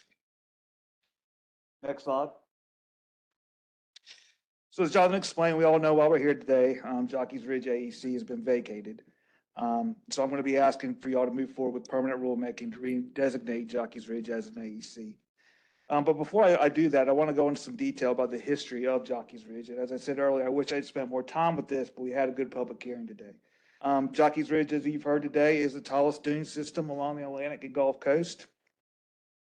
And in 1987, the Division of Parks and Recreation became concerned that commercial mining of the system could definitely threaten Jockey's Ridge. So in June of 1987, Jockey's Ridge was nominated by the Division of Parks and Recreation as an AEC for unique coastal geological formation, and the Coastal Resources Commission adopted that. The AEC boundaries at that time and the use standards were designed to have minimized impacts to the natural processes to the area, and they would have little effect to those who do not intend to export the sand from the ridge. Next slide. So before I get into the specific rule language, I want to go over what's been another hot topic issue here is what's your legal authority to designate this as an AEC? And so the Coastal Area Management Act, as Lauren has mentioned today, 113A, 113, gives us the legal authority. And basically what CAMA states is that you can designate an AEC if it's a national or state park, forest, wilderness area, a state nature preserve, a public recreational area, whether or not it's a complex natural area, or if it's a geological formation that has been identified by state geologists. And so Jockey's Ridge is a state park. It has been dedicated as a state nature preserve. It is considered a complex natural area, and it has been designated by our state geologists as a unique geological formation. And we just received a formal letter from the state geologist yesterday or the day before. Next slide. So a quick summary of the rules, but I will go into more detail of them, is that these rules will redesignate Jockey's Ridge as an AEC. It does have use standards of what you can and can't do in the area. We tried to satisfy our Rules Review Commission's objections. And of course, we had to add some additional statutory citations. Next slide. So as Tankard had mentioned, well, I can't talk about that. It was closed session, but anyhow, what I was going to say is we approached this rule as a brand new rule. And instead of going into all the other processes, it would have three sections. It would have A, B, and C, with A being the description of AEC, B the boundary, and then C simply the use standards. And so we broke, so here is A, the description. And I'm not going to read all of it, but basically, as you can see, it states that Jockey's Ridge is the tallest active dune. It is a state park. It is a state natural preserve, a complex natural area, and it does contain a unique geological formation. And that's all pursuant, again, to GS 113A-113. Next slide. So here is proposed Rule B, the boundaries. And basically, the last sentence of this explains that the AEC includes the entire rights-of-way of US 158 bypass, State Road 1221, considered Soundside Road, Virginia Dare Trail, Conch Street, and where these roads bound this area. And of course, if this boundary is adopted, you can find this at our website or at our office in Port Hays City. Next slide. So here's a picture of the boundaries. Hopefully you can see that on your screen. There's a red line and there's a green line. The green line is the proposed AEC. The red line is the state park boundaries. As you can see that the green line, the proposed AEC, is outside of the state park boundaries. That's to include any sand that gets blown off site on other people's properties that can keep that sand within the site. This is the original boundary. Now, the old boundary from 1987 map was a hand-drawn map. It's not as good as this one. So we asked our GIS specialist, Ken Richardson, who y'all know, do his magic and put this together in something while we have the opportunity more formal. Next slide, please. So here are the use standards. These are all basically adopted from the original rule. We didn't change anything except for the last number 3, but I'll go through that. So basically the first one is removing more than 10 cubic yards of sand per year will require a permit. The second condition, all the sand that is removed per condition 1 shall be deposited within Jockey's Ridge State Park. Next slide, please. And the last condition is any development within Jockey's Ridge AE Shield should not alter the movement of the sand except when necessary for maintaining the road, residential or commercial structures, access ways, lawn, garden or parking areas unless, and here's the addition, here's the only, and this is with communication we had with state parks. They asked for us to put this in here, is that unless allowed by Jockey's Ridge State Park Management Plan. It just gives them the ability to have a little bit of oversight of what takes place within Jockey's Ridge boundaries. Next and last slide. So as we all know, we're requesting us to move forward with this as a permanent rule. That'll start the process of a fiscal analysis. A fiscal analysis will then need to be approved by OSBM. There'll be a public comment period. We'll also conduct a public hearing. I'd like to reemphasize that since this is a AEC per the Coastal Area Management Act, the public hearing will need to be located here in this area. So we will be holding, if we move forward, there's a public hearing, won't take place at another commission meeting in another part of the state. It'll take place here. We'll come up ourselves and hold the public hearing.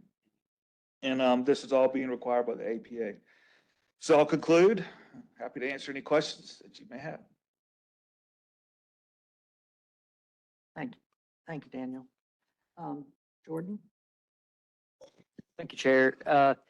Have we received feedback from the DNCR Parks Division on that map? I mean, was that in concert with them? Our GIS, Ken Regency was in contact. They've got the GIS layers. They shared our layers. We shared their layers with us. And that's how these maps came. And yes, to answer your question, we have it in communication. Did that differ from the previous? No, no. Again, I mean, we have to think technology in 1987 isn't what it is today. So yeah, if you were to look at the original map, it doesn't look as good as this one, but yes, to answer your question, it is. Perfect. Any other questions? I have a comment then. Okay. Comment? I just want to say that as a member of this commission, I support a AEC for Jockey's Ridge through the permanent process. And back when we had a meeting in December and we voted on emergency rules, the motion back in December was all 16 rules lumped together. I made the comment that I viewed that not all 16 rules might have fit the emergency or process, except for one, but that was not the motion that we voted on. When it came to the vote during our March meeting on doing a temporary rule process, I voted for the AEC for Jockey's Ridge, the three that the Rules Review Commission denied. It is a gem, a treasure to the state with 1.8 million visitors. Like one of the speakers who ran up and down the dune for cross country. I did that when I was in high school for cross country. Been out there for 4th of July's 5K races and everything else. So it's definitely a treasure to this community and something that we need to protect. So I'm all for it. And I mentioned it to our other CRC members that if the Rules Review Commission denies our request for it to be a continued and a temporary process, that I think we should submit the rule that we just voted on is a permanent rule to be done through an emergency rule process and then a temporary rule process while we wait for that permanent rule to come into effect. So that's my comment. Thank you. Madam Chair, I make a motion, we accept the permanent rule language as presented for 07H0508. Motion made, seconded by Commissioner King. Any further discussion? Not? All in favor?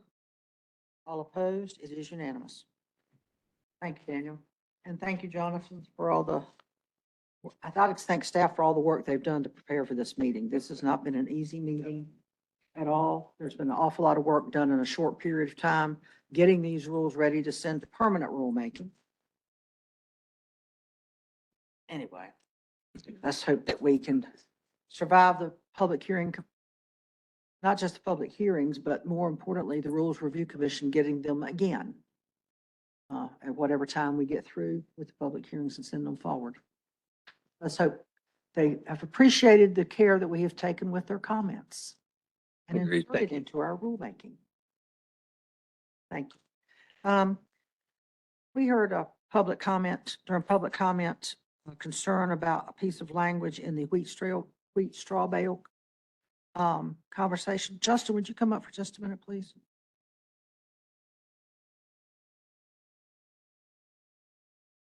what I want to know is express your concern, and I want to see if Tancred thinks that that will be a problem for staff.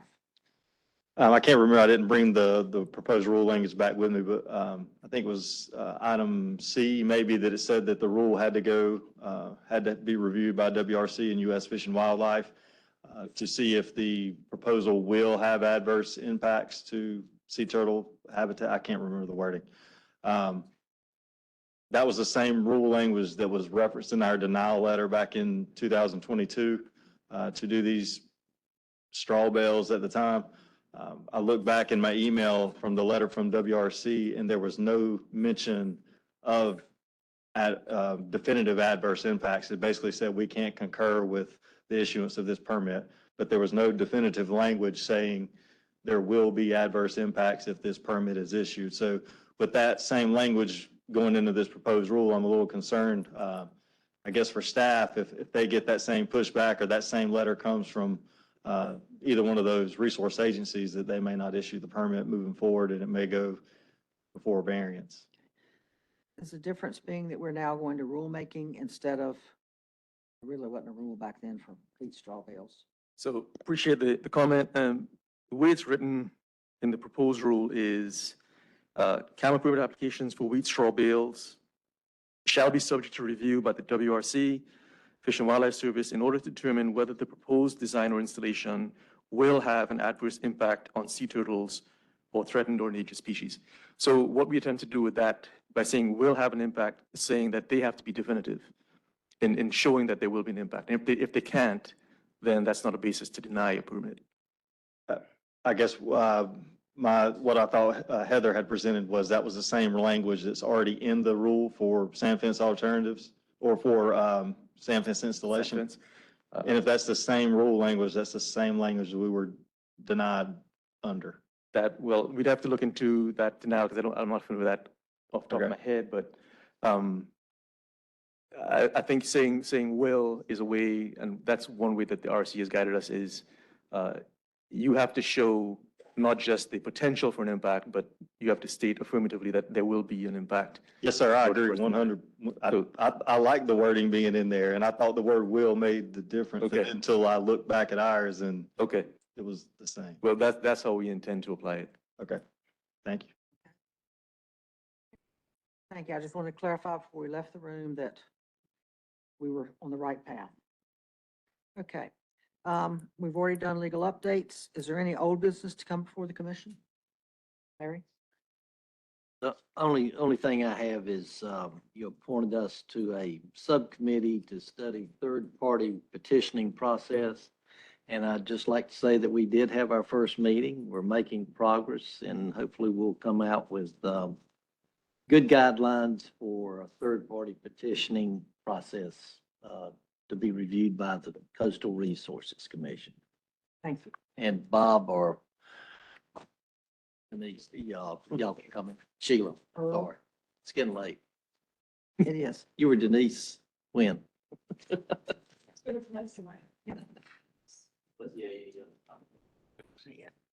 Our next meeting is scheduled for August 27th and 28th at the Beaufort Hotel. No June meeting will be held. You all get a free pass in June. Neil? Madam Chair, I make a motion, we adjourn. All in favor? All opposed? We are adjourned. Thank you all very much for a good meeting. Thanks to staff and all our presenters. Good seeing us, Debbie.